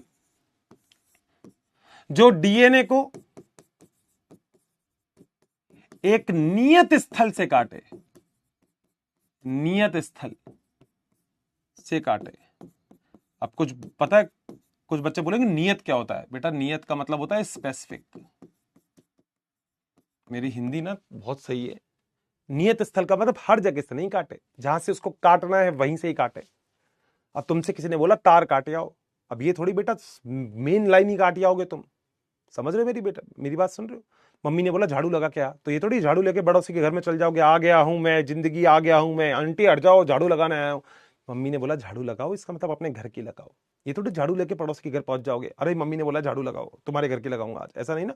नियत स्थल से काटता हो। सर मजा आ गया। इसका मतलब अगर मेरे प्यारों, अगर तुम्हारे पास कोई डीएनए है, सर क्या बात है, ये डीएनए है, तो डीएनए को छोटे छोटे खंडों में काटने का काम ही रेस्ट्रिक्शन एंडोन्यूक्लियस, शॉर्ट फॉर्म बोलते हैं आरई, रेस्ट्रिक्शन एंडोन्यूक्लियस। ठीक है, आरई करता है, आरई। और बेटा डीएनए छोटे छोटे खंडों में टूट जाएगा। ये मान लो ये तो बेटा डीएनए छोटे छोटे खंडों में टूट गया। देख लो, तुम्हें बहुत बहुत मजा आएगा जब तुम बायोटेक पढ़ोगे। तुम कहोगे हाँ ये थोड़ी बहुत चीजें तो हर्षित सर हमको बॉटनी में ही पढ़ा गए थे। ठीक है, ये बॉटनी है। बोलो क्या पॉइंट क्लियर है? सही है सर, मजा आ गया। अब क्या करना है बेटा? अब अगले पे चलते। सर 3 पॉइंट हो गए। सैंपल ले लिया, उसमें से डीएनए निकाल लिया, डीएनए जो बहुत बड़ा था, अब उसमें से वो खंड निकाल दिए जो तुम्हारे काम के थे। ये क्योंकि तुम्हें पता है ना बेटा, तुम्हें पता है 99.9% तो तुम्हारे काम के है नहीं, क्योंकि वो तुम्हारे मुझ में समान है। 0.1% जो अलग वाले हैं वो काट के तुमने अलग कर लिए। आए सर जबरदस्त हो। यानी कि तुमने पता क्या अलग किया है? क्या तुमने अलग किया है? ये जिसे हम बोलते हैं मिनी सैटेलाइट, ये अलग कर दिया तुमने, क्योंकि यही तो तुम्हारे और मुझ में अलग है। यही तो 0.1% है जो तुम्हारे और मुझ में अलग है। यही तो है, तुम्हें यही तो चाहिए। तुम्हें उनसे क्या मतलब जो तुम्हारा और मेरा सेम है? तुम्हें वो चाहिए जो तुम्हारा और मेरा अलग अलग है। तो बेटा उसको निकाल लो डीएनए में से। निकाल लिया सर, गजब सर गजब। आगे अगला पॉइंट, डीएनए की अनेक कॉपी प्राप्त करना। अरे सर हर्षित सर गजब गजब। आ जाओ सी के part, point number D, DNA की अनेक कॉपी, अनेक कॉपी प्राप्त करना। अब देखो मैं ज्यादा कुछ नहीं बताऊंगा, मैं तो बस इतनी सी चीज बता रहा हूं, ये जो तुम्हारा डीएनए था, हाँ सर बिल्कुल सही है, ये डीएनए था हमारे पास, ये डीएनए था, हाँ, इसकी बहुत सारी कॉपी बना दोगे पीसीआर मशीन के द्वारा, पीसीआर तकनीक के द्वारा। ये जो जैव प्रौद्योगिकी वाला चैप्टर है ना, उसी में देखो पीसीआर भी दे रखा है, अनुप्रयोग में होगा, नहीं अनुप्रयोग में नहीं, शायद पहले वाले में ही है, पहले नंबर 11वें 10वें नंबर का जो चैप्टर है उसमें ही दे रखा है। सर तो इसमें होता क्या है बेटा, इसे पता क्या होता है, ये जो डीएनए है ना बेटा, इसकी बहुत सारी बहुत सारी बहुत सारी बहुत सारी बहुत सारी बहुत सारी बहुत सारी बहुत सारी बहुत सारी बहुत सारी और बहुत नहीं सर ये तो जल्दबाजी हो गई, कोई बात नहीं बेटा, तूने क्या हल्के में ले रखा क्या, अरे तू का जा रहा है वरना, तू कहीं मत जा, तू तो यहीं रह, ऐसी बहुत सारी बहुत सारी बहुत सारी बहुत सारी बहुत सारी बहुत सारी बहुत सारी कॉपी बना दो। बताओ क्या बात सही है क्या, बहुत सारी कॉपी बना दो। क्यों बनाई तुमने, क्योंकि बेटा अपराध जहां पे हुआ है बेटा, वहां पे अपराधी बार बार थोड़ी देके जाएगा तुम्हें ब्लड, बार बार थोड़ी सबूत छोड़ के जाएगा और नंबर लिख जाएगा वहां पे कि अगर तुम्हारे पास सैंपल कम पड़ जाए तो कृपया करके मुझे इस नंबर पे कांटेक्ट करना, मैं और सैंपल दे जाऊंगा। ऐसा तो बेटा नहीं होता है ना, अपराधी है बेटा। अरे सर मजा आ गया, तो यानी कि सर आपने क्या काम कर दिया, मैंने डीएनए की बहुत सारी कॉपी प्राप्त कर ली, सर गजब। आ जाओ फिर आगे, अगली चीज जेल इलेक्ट्रोफोरेसिस, ये सब कुछ तुम पढ़ने वाला हो बायोटेक में, मैं लिटरली बोल रहा हूं, तुम जब बायोटेक पढ़ोगे तो तुम पता कहोगे यार सर ने ऊपर ऊपर से बहुत सही चीज पढ़ा दी थी, बहुत सही चीज। मैं एक्चुअली देखो डिटेल में नहीं जा रहा क्योंकि वहां पे पूरे चैप्टर है और मेरे को इतना डिटेल पढ़ानी नहीं है यहाँ पे, मगर मैं तुम्हें कॉन्सेप्ट पूरा दे दूंगा। जेल इलेक्ट्रोफोरेसिस करना, सर ये क्या चीज होती है ये बताओ, आ जाओ बेटा, मैं तो सब बता रहा हूं बेटा, डी के बाद ई पॉइंट, जेल इलेक्ट्रोफोरेसिस करना, सही है। अब क्या काम होता है जेल इलेक्ट्रोफोरेसिस का, वो समझने की कोशिश करना, क्योंकि मैं तुम्हें लगभग सारी चीजें यहां पे समझा दूंगा, समझाऊं पक्का। देखो क्या होती है जेल इलेक्ट्रोफोरेसिस, समझाता हूं मैं, मगर एक बात जरूर ध्यान रखना, मैं जो समझा रहा हूं ना, खोपड़ी ज्यादा मत चाटना मेरी, है ना, मतलब ऐसे मत करना पूरा खोपड़ी यहीं लगा दो, मेरी बात सुनना बस, ठीक है। देखो पहले पियेंगे थोड़ा सा पानी,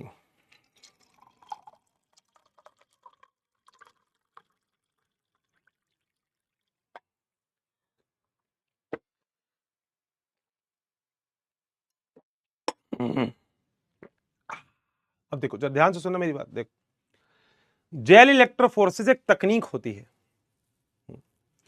इसके द्वारा डीएनए का जो खंड है उसको आवेश और उसके आणविक भार के आधार पर, ध्यान से सुनना, क्या करा मैंने बोला आवेश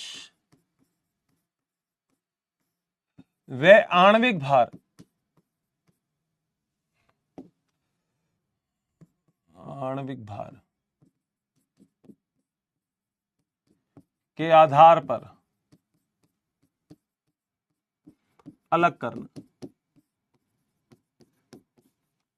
आणविक भार का मतलब होता है मॉलिक्यूलर वेट, कि उसके अंदर वेट कितना है, आप तो ऐसे मान लो, मेरी बात सुनते रहना बस। क्या होता है जेल इलेक्ट्रोफोरेसिस, एक ऐसी तकनीक होती है जिसके अंदर आपके पास एक ऐसा, मतलब प्लास्टिक का सा मान लो, प्लास्टिक का ही होता है, एक प्लास्टिक का या कांच का एक ऐसा जार टाइप का होता है, ऐसा ऐसा बॉक्स टाइप का होता है प्लास्टिक का।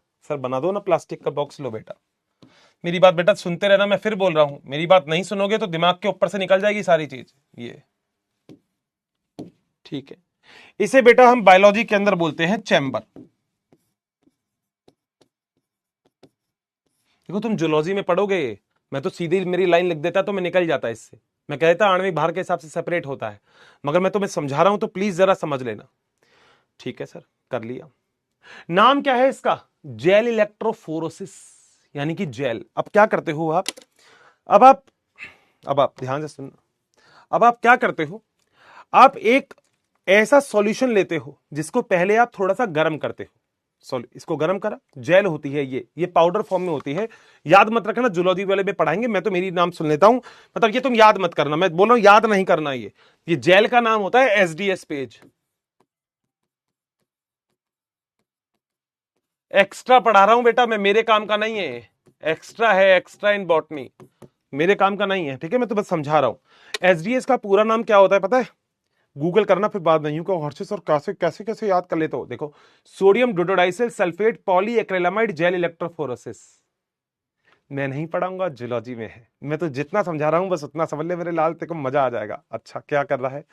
एक ऐसा पाउडर फॉर्म में होता है। कैसी फॉर्म में? पाउडर फॉर्म में। ये रहा बेटा पाउडर फॉर्म में।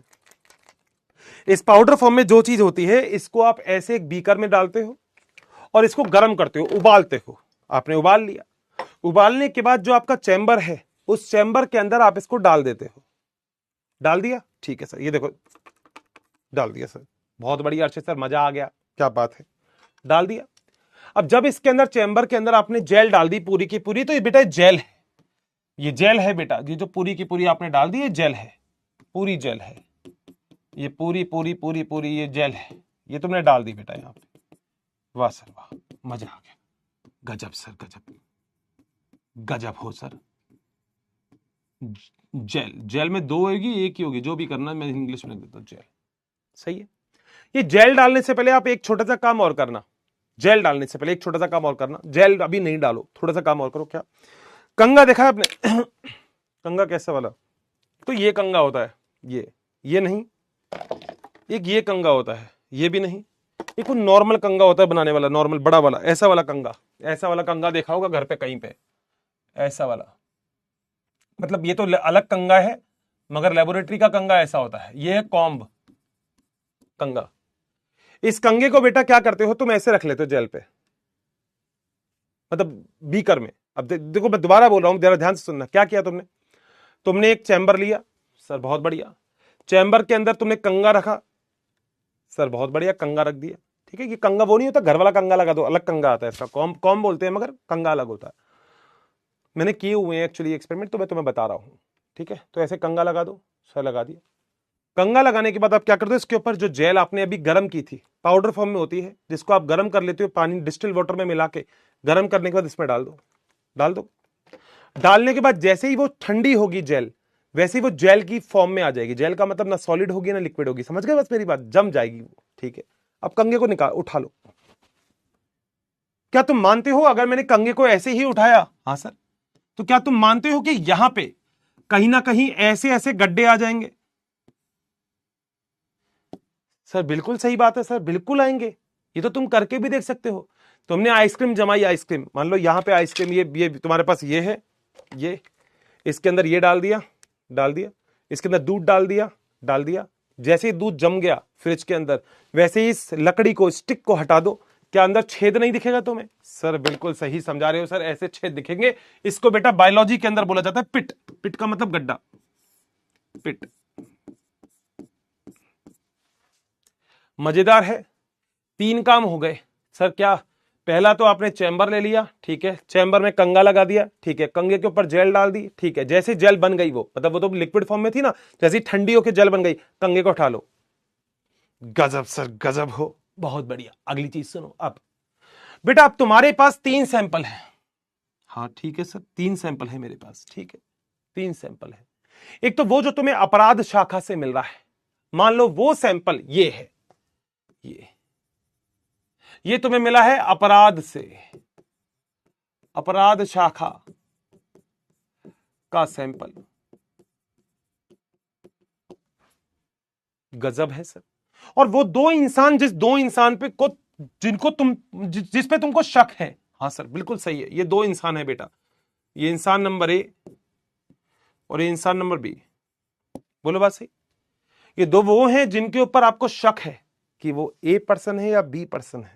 ज्यादा पर्सन हो तो तुम कर लेना, मैं तो कम के हिसाब से बता रहा हूं सर। गजब है, ठीक है। इन सबका आपने सैंपल यानी कि डीएनए ले लिया, ठीक है, और इस सारे के सारे सैंपल को बेटा डाई से रंग दिया। किससे? अपराध शाखा सैंपल, तो यहां पे सैंपल को डाई लगा दिए। बेटा डाई होती है इथिडियम ब्रोमाइड, मत याद करो, अपने सिलेबस में नहीं है, जूलॉजी में पढ़ोगे, ईडीबीआर बोलते हैं, इथिडियम ब्रोमाइड, डाई लगा दी, ठीक है। अब एक छोटी सी मशीन होती है पिपेट, माइक्रो पिपेट बोलते हैं उसको, सब जूलॉजी में पढ़ोगे।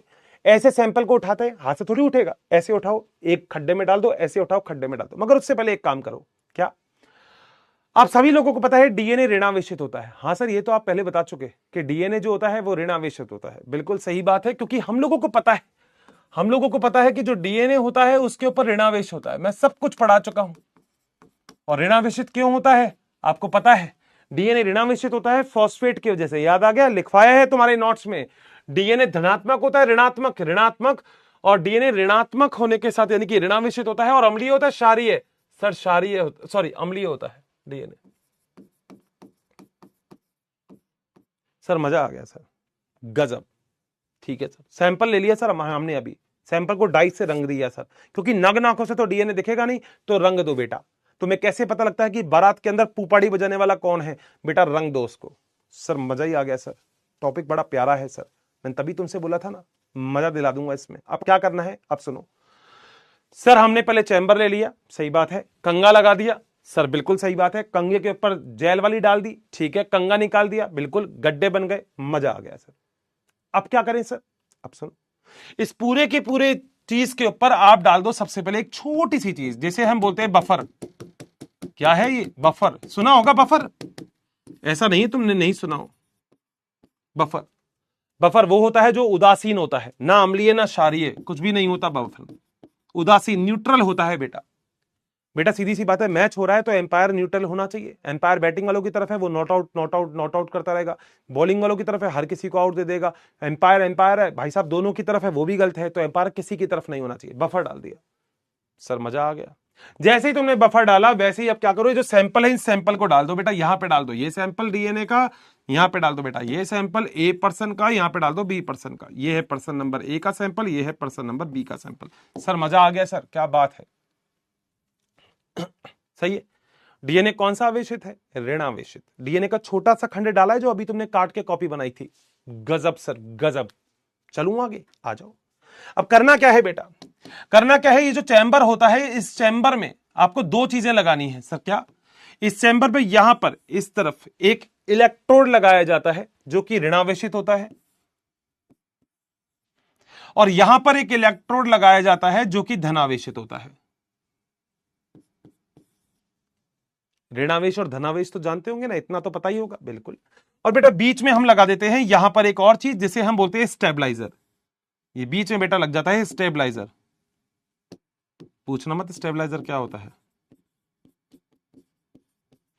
एसी में भी स्टेबलाइजर लगा होता है ना, पुराने एसी में स्टेबलाइजर लगा होता है, फ्रिज में स्टेबलाइजर लगा होता है अलग से, जो इलेक्ट्रिसिटी को कंट्रोल करता है। क्योंकि बेटा सीधा अगर इसको लगा दिया प्लग के अंदर या इस स्विच के अंदर लगा दिया, बेटा डीएनए तो उड़ जाएगा इतनी इलेक्ट्रिसिटी में, तो ज्यादा इलेक्ट्रिसिटी नहीं देते बेटा। फिर इसको यहां से यहां जोड़ दो, ये जोड़ दिया और ये जोड़ दिया स्टेबलाइजर। यहां ऋणावेश, यहां धनावेश। गजब बोल दी सर बात ने। अब आ जाओ फिर आगे। मैंने बोला था ना, मतलब टॉपिक ऐसे समझा दूंगा, मतलब तुम कहोगे अर्षित सर क्या बात है। तुम खुद देख लो जरा टाइम, ठीक है। अब सुनो, बॉलिंग करिए कभी। बॉलिंग मॉल में जाते हो तो बॉल करते हो, ऐसे बॉल फेंकते हो, 1 2 3 बॉल फेंकते हो। हाँ हाँ सर, करी तो नहीं है मगर फिर भी मैं बता देता हूं, मैं बताऊं। ये तो है बेटा मान लो बड़ी ऐसी बॉल, और बड़ी बॉल तो है नहीं मेरे पास, और कुछ पड़ा क्या मेरे पास बड़ी बॉल कुछ ऐसा। रुको बेटा कुछ तो ढूंढूंगा कुछ तो ढूंढूंगा नहीं बेटा इसके बड़ी भी नहीं। मान लो एक ये रही बॉल बेटा, ये 2 बॉल है मेरे पास, ठीक है। एक ये बॉल, एक ये बॉल, ठीक है। इस बॉल को मैंने जिस फोर्स से फेंका, जिस बल से फेंका, उसी बल से मैं इस बॉल को भी फेंकता हूं। जैसे मान लो तुम्हारे पास 3 बॉल है, 2 किलो की, 3 किलो की, 5 किलो की। 2 किलो वाली तुमने फेंक दी, सेम बल से तुमने 5 किलो 3 किलो वाली भी फेंक दी, सेम बल से तुमने 5 किलो वाली फेंक दी। बेटा जो सबसे हल्की होगी वो सबसे आगे जाएगी, जो उससे भारी होगी वो पीछे रहेगी, जो सबसे भारी होगी सबसे पीछे रहेगी। बात तो सही है। अगर 2 किलो की गेंद तुमने जिस बल से फेंकी, मैंने तुम्हें एक और 2 किलो की गेंद दी जो तुमने सेम समान बल से फेंकी, क्या दोनों बॉल जो 2-2 किलो की है समान जगह पे जाएगी क्या? सर बिल्कुल सही बात है, दोनों बॉल समान जगह पे जाएगी। डन है बेटा, ये वजह सही है ना, ऐसे ही गाऊंगा। माना बिखरा हूं मैं अभी, मैंने ख्वाब पे रोए थे। चलो आ जाओ, काम की चीज पे बात करते हैं, ये तो चलता रहता है, आ जाओ बेटा। तो सर आपके कहने का मतलब है कि 2 किलो की गेंद अगर आपने फेंकी और फिर आपने उसी बल से 2 किलो की गेंद फेंकी, फिर आपने उसी बल से सेम कंडीशन में 2 किलो की गेंद फेंकी, फिर 2 किलो की गेंद फेंकी, ये सारी 2-2 किलो की बराबर दूरी तय करेगी? हाँ सर बिल्कुल सही बात है। सेम फोर्स पे फेंक रहे हो, सेम वेट की गेंद है, सेम कंडीशन है, तो दूरी भी बराबर होगी। बिल्कुल सही बात। अब ध्यान से सुनना, ध्यान से। मान लो जब आपने इलेक्ट्रिसिटी चालू करी तो बेटा डीएनए कौन सा आवेशित है? ऋणावेशित। तो डीएनए कहां जाएगा? धनावेश की तरफ। तो क्या डीएनए बफर के ऊपर चलेगा? बिल्कुल चलेगा, क्योंकि बफर तो उदासीन है, उसको कोई फर्क नहीं पड़ता। बफर तो डीएनए को दे रहा है कि भैया मेरे ऊपर चल के आगे चले जा, क्योंकि बफर जेल के ऊपर थोड़ी चलेगा, डीएनए में से मूव कर, डीएनए से मूव कर सकता है। तो बफर क्या सॉल्यूशन होगा बेटा? यहां पे बफर, ये जो डीएनए है ये यहां पे भी गति करेगा, ये वाला डीएनए भी आगे गति करेगा, और ये वाला डीएनए भी मान लो आगे गति करेगा।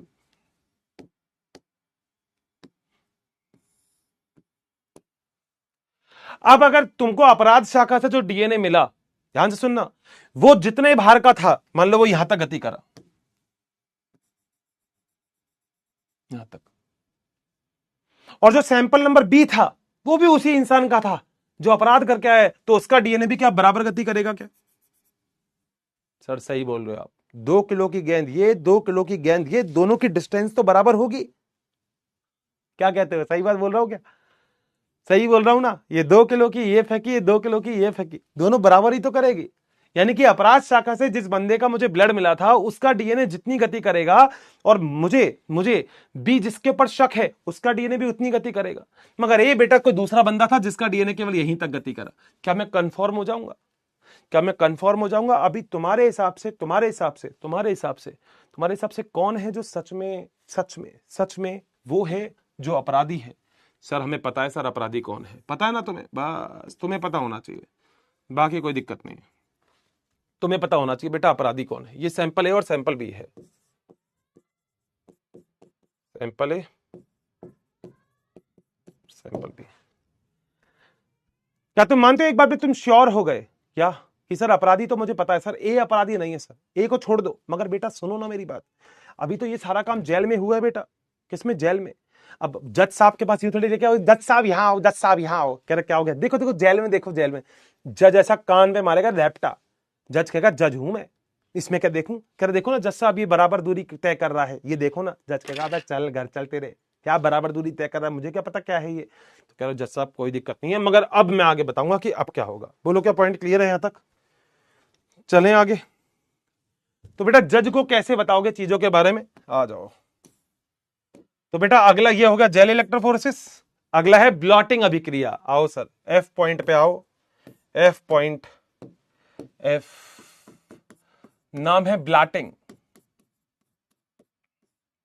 अभिक्रिया।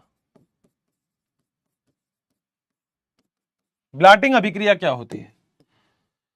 जो डीएनए है, ध्यान से सुनना, जो डीएनए है या कोई भी सैंपल है, उसको नाइट्रोसेल्युलोज फिल्टर पेपर, एक फिल्टर पेपर होता है जो लेबोरेटरी में यूज किया जाता है, तो सैंपल को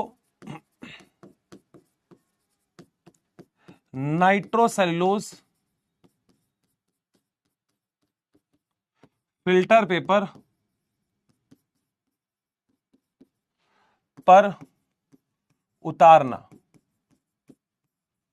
सर इसका मतलब क्या हुआ? मैं बताता हूं ना, मैं हूं तो क्या दिक्कत है? सुनो बेटा, मान लो ये तुम्हारे पास पेपर है, ये पेपर है, कौन सा पेपर है? नाइट्रोसेल्युलोज पेपर।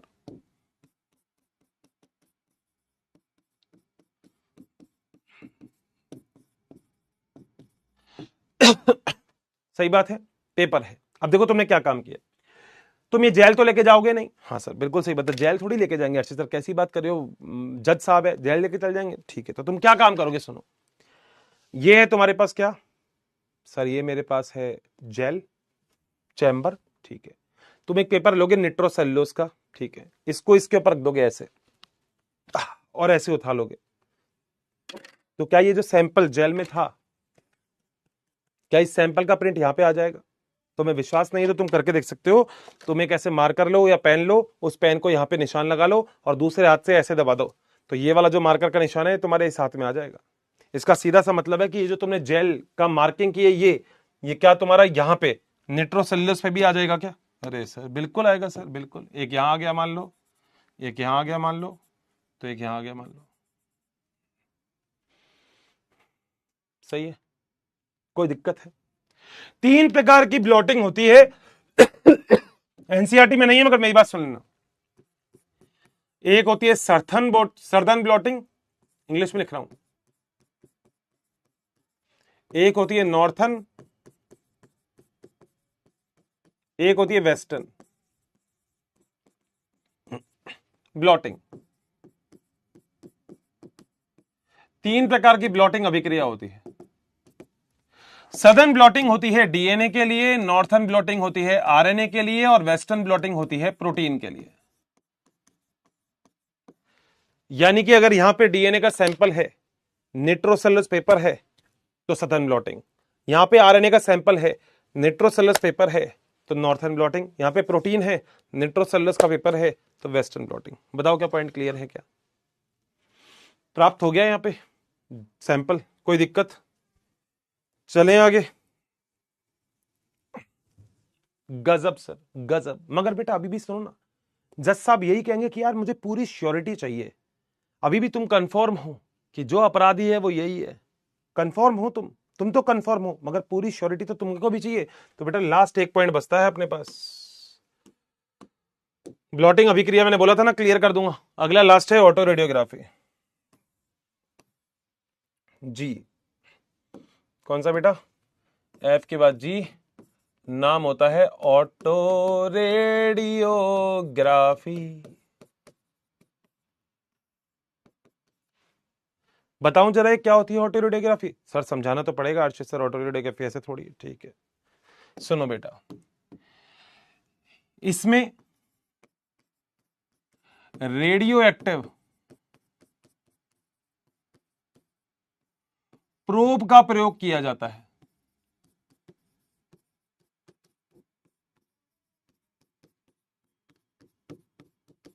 सर ये क्या होता है प्रोब? बताता हूं। ये छोटा सा खंड होता है डीएनए का, डीएनए का छोटा खंड। सर मतलब बता देता हूं। ये तुम्हारे पास वही निट्रोसेलुलोज था। हाँ सर। ये तुम्हारा डीएनए था यहाँ पे, ये और ये। बिल्कुल सर, अब तो याद ही हो गया। सही है। सबसे पहले क्या करो, डीएनए को थोड़ा सा ताप दो, तापमान, क्योंकि डीएनए दोहरी श्रृंखला का होता है ना। ठीक है, डीएनए को तोड़ दो। तोड़ दिया तो ये बेटा डीएनए ये टूट गया, ये भी डीएनए के बंध टूट गए, ये भी डीएनए के बंध टूट गए। बोलो क्या पॉइंट क्लियर? हाँ सर। अब देखो तुम्हें करना क्या है, मेरी बात सुनना बेटा, मजा आने वाला है, बहुत शानदार वाला। मेरी बात सुनना मगर अब सुनो क्या क्या बेटा। अगर मान लो फॉर एन एग्जाम्पल, मेरी बात सुनना जरा ध्यान से। अगर मान लो बेटा, फॉर एन एग्जाम्पल, तुम्हें डीएनए के अंदर ढूंढना है AATTC। ये ढूंढना है तुम्हें, डीएनए में ढूंढना है। तो कैसे ढूंढोगे? पूरे डीएनए में ढूंढते रहोगे क्या बेटा? मान लो जी, मान लो बेटा, 1 मिनट, एक भैया कुछ लेके आए हैं, जरा 1 सेकंड रुक जाना। यहां आ जाओ, यहां।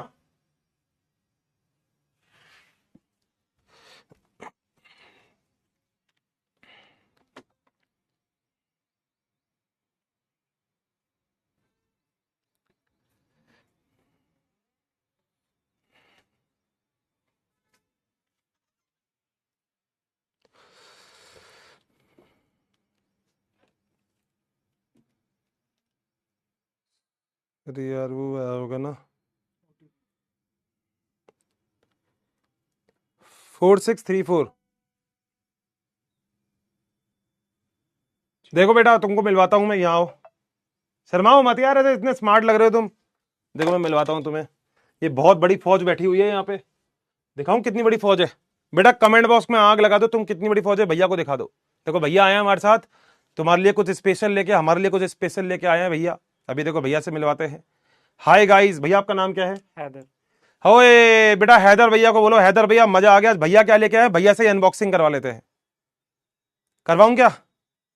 पक्का बेटा? बेटा भैया को हेलो तो बोल दो बेटा, हेलो भैया बोल दो बेटा, कुछ तो बोलो। नालायको क्या करते हो इतने सारे, इतने बैठे हो।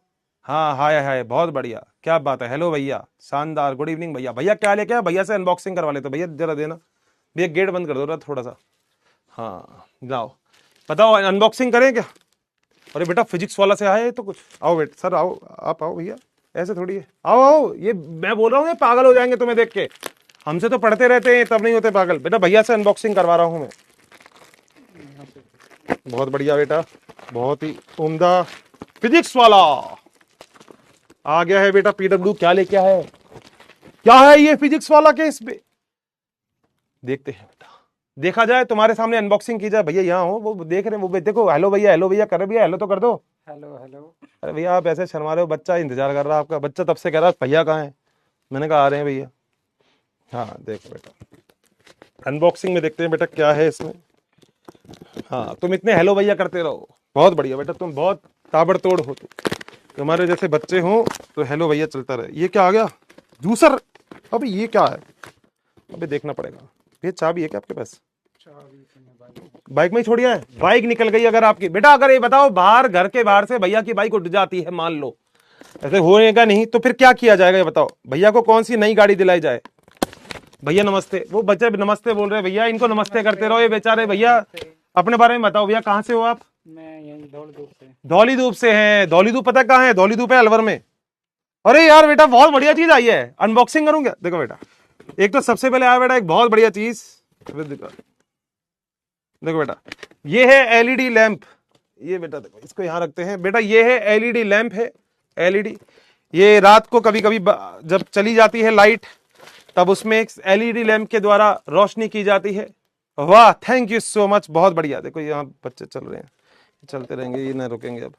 चलो, और भैया ये साथ में क्या है? अरे बेटा तुम्हारे भाई जिम चालू कर रहा बेटा आज से, क्योंकि फिजिक्स वाला ने भेज दिया हमको कुछ नया। ये खुलता कैसे है? ये खुलता भी तो होगा है भैया। अरे तेरी हाईटेक है बेटा, हल्के मत लो। अबे बीएमडब्ल्यू नहीं है नालायक हो, बीएमडब्ल्यू है क्या? बीएमडब्ल्यू पागल हो क्या बिल्कुल ही। ये बेटा ये देखो कितनी प्यारी चीज है, सही है ना, फिजिक्स वाला लिखा हुआ है, तो मतलब फिजिक्स वाला कहीं लिखा हो तो बात ही क्या क्या नहीं है। बहुत बढ़िया बेटा, बहुत बढ़िया, चलो शानदार चीज है, बहुत ही बढ़िया। ये भैया ने हमको दिया है, भैया को हम थैंक यू सो मच कहेंगे। भैया थैंक यू सो मच। भैया को क्या दे बताओ, कुछ तो देंगे भैया को, खाली हाथ भेज दे क्या? तुम बताओ जरा भैया को क्या दें? मैं तो कुछ है भी नहीं। लिपगार्ड पड़ी है, लिपगार्ड देते भैया को। बेटा कुछ है क्या तुम्हारे पास? चलो भैया को कुछ चीज बाद में देंगे यार, क्या दें भैया को? भैया मेरे पास तो कुछ है ही नहीं अभी। कोई नहीं भैया, थैंक यू सो मच।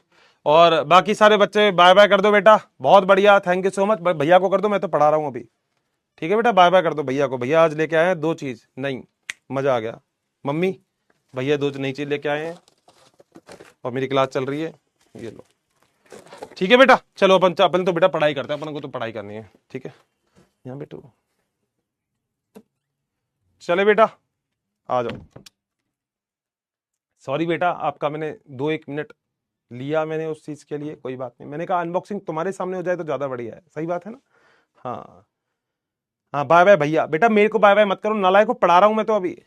हाँ मैं तो पढ़ाऊंगा बेटा, सही है। तो बेटा हम क्या करेंगे, जैसे ही हमने डीएनए का सैंपल लगाया, तो डीएनए का छोटा सा खंड होगा हमारे पास, ये रहा। जिस छोटे से खंड को हम रेडियो अभिरंजित कर देंगे। रेडियो अभिरंजित का मतलब क्या होता है? रेडियो अभिरंजित का मतलब होता है रेडियो लेवल्ड कर देंगे, रेडियो अभिरंजित कर देंगे हम, रेडियो अभिरंजित, जो अपने अंदर से रेडिएशन को निकालता है।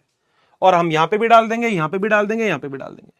मैं बोल रहा था अगर आपको डीएनए का ये खंड ढूंढना है तो बेटा आप एक खंड बना लो जो है TTASG, तो बेटा वो केवल वहीं जुड़ेगा जहां इसका बंद मिलेगा, सही बात है। अगर तुम्हें कूड़े के ढेर में से या भीड़ में से अगर तुमको मान लो लोहे की चीज ढूंढनी है, तो बेटा चुंबक लेके चले जाओ, अपने आप मिल जाएगा। मुझे भीड़ में से बायोलॉजी के बच्चे अलग करने हैं, तो बेटा मैं बॉटनी पढ़ाना चालू कर दूंगा, जो मेरे से पढ़ना चाहेगा बायोलॉजी का होगा वो वहीं रुक जाएगा, सही बात है। तो आप इस सैंपल के ऊपर बेटा डाल दो क्या, प्रोब, प्रोब का मतलब डीएनए का वह खंड जो रेडियो लेबल्ड हो, जो रेडियो अभिरंजित हो, रेडियो अभिरंजित प्रोब, रेडियो अभिरंजित। और आप जानते हो बेटा रेडियो अभिरंजित क्या होता है? जो अपने अंदर से रेडिएशन को निकालता है। आपने पढ़ा भी हुआ है P32 और S35, याद है? अपने अंदर से वो भी तो रेडिएशन निकाल रहा था। अब बेटा क्या करो, इसको, इस पूरी चीज को एक्सरे के द्वारा देख लो, एक्सरे द्वारा अध्ययन, और एक्सरे के द्वारा अध्ययन करने के बाद इसकी पूरी की पूरी लिस्ट निकाल लो, प्रिंट कर लो इसे, और प्रिंट करने के बाद जज साहब को ले जाओ। जज साहब ये रहा, ये है जज साहब, ये है, ये जज साहब, जज साहब ये है, ये है जज साहब, यही है वो जज साहब। बताओ क्या पॉइंट क्लियर है? कोई दिक्कत है यहां तक किसी को भी?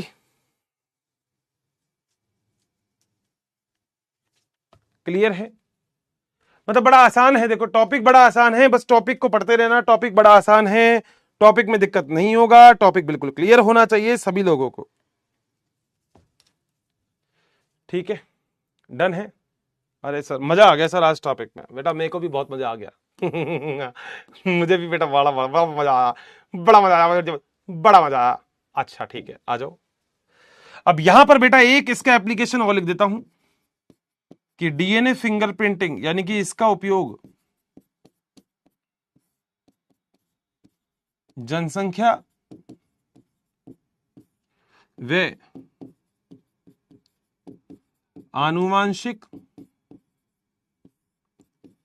विभिन्नता, आनुवांशिक विभिन्नता थी ना दो इंसानों में, तभी तो हमने पता लगा कि अपराधी कौन है। आनुवांशिक विभिन्नता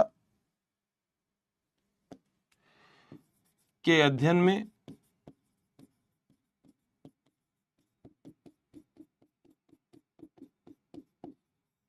होता है। बोलो बात सही है? न्याय देने के लिए किया जाता है। किसी को न्याय देना हो, किसी को सच में बताना हो कि भैया अपराधी कौन है कौन नहीं है, तो डीएनए अंगुली छाप अभिक्रिया का उपयोग करेंगे। सही है बात? आ जाओ बेटा। जब इतना काम हम लोग क्रिया क्लियर कर लेते हैं ना बेटा, जब इतनी थ्योरी हम लोग पढ़ लेते हैं, हाँ सर हाँ बिल्कुल सही बात है, जब हम पढ़ लेते हैं तो बेटा फिर ये एनसीईआरटी आती है। ठीक है जी, एनसीईआरटी पढ़ाऊंगा, इसके सारे पॉइंट को यहीं क्लियर कर दूंगा, टेंशन नहीं होगी। आ जाओ। हमने यह बता दिया था कि मनुष्य में क्षार लगभग 99.9% समान होते हैं, बिल्कुल सही बात है। मानव में 3 × 10⁹ मैंने पूरा बता दिया, 0.1% यही है जो अलग होते हैं। डीएनए में यही जो अंतर होते हैं, यही लक्षण को निर्धारित करते हैं, यानी कि दो इंसान कैसे अलग अलग हैं, यही 0.1% ही निर्धारित करता है। सर नॉट से बाहर बेटा होगा ही नहीं, काम की चीज तो नहीं होगी। ठीक है, यदि इस उद्देश्य के दो व्यक्ति किसी जनसंख्या में लोगों के आनुवांशिक विभिन्नता का पता लगाना हो तो डीएनए के अनुक्रम को ज्ञात करना होगा। मगर बेटा बहुत महंगी अभिक्रिया है ये, महंगी, पीसीआर, जेल इलेक्ट्रोफोरेसिस, बहुत महंगी अभिक्रिया है। कल्पना करो कि डीएनए के इतने क्रमों की तुलना करो तो ये तुलना डीएनए अंगुली छाप विधि है। अंगुली छाप मतलब फिंगरप्रिंट। एक फिंगरप्रिंट तो ये होता है, एक फिंगरप्रिंट वो चिपकने वाला होता है। ठीक बात है, आगे चलते हैं। डीएनए अंगुली छाप में डीएनए का एक क्रम होता है जो लगातार होता रहता है। ठीक है, इसे पुनरावृत्ति डीएनए यानी कि रिपीटेटिव डीएनए लिखवा दिया मैंने, पुनरावृत्ति, VNTR, variable number of tandem repeat, बिल्कुल। अनुक्रम में एक छोटा पुनरावृत्ति डीएनए होता है, इसको जीनोमिक डीएनए के ढेर से अलग करते हैं। जीनोमिक का मतलब डीएनए का कुल समुच्चय, पूरे डीएनए में से अलग करेंगे वो जो तुम्हारे काम का है। गजब। इस डीएनए के अपकेंद्रण द्वारा, अपकेंद्रण अगर आपको याद हो तो मैंने बोला था कि आप अपकेंद्रण द्वारा या एंजाइम के द्वारा डीएनए को अलग कर लेते हो। सही बात है। डीएनए के एक बहुत बड़े ढेर में से एक शिखर बनता है और अन्य छोटे शिखर बनते हैं जिन्हें सैटेलाइट डीएनए कहते हैं। छोटे डीएनए, यानी कि आपको जो डीएनए, बहुत सारा डीएनए था, क्या वो सारे डीएनए आपके काम का था? नहीं सर। कितना? 0.1%। तो 0.1% में मिनी सैटेलाइट था, याद है? केवल वही तुम्हारे काम का है क्योंकि इसी के अंदर VNTR है। बिल्कुल सही बात है।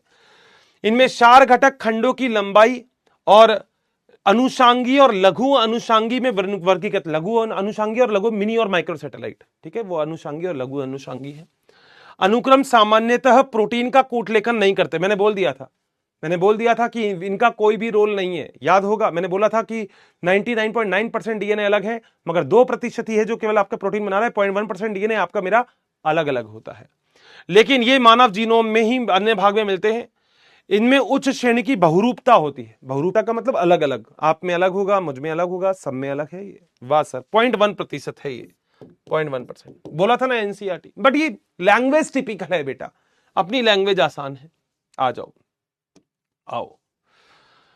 किसी भी व्यक्ति में विभिन्न ऊतक खून से, बाल पुटक का मतलब जड़, जड़ समेत बाल ले लो, त्वचा से, हड्डी से, लार से आदि से डीएनए मिलते हैं, जो न्यायकालीन उपयोग में एक पहचान के रूप में, औजार के रूप में कार्य करते हैं। क्योंकि बेटा जज साहब न्यायपालिका चलाते हैं, तो जज साहब को यही बताओगे कि कैसे हो रहा है ये, ठीक है।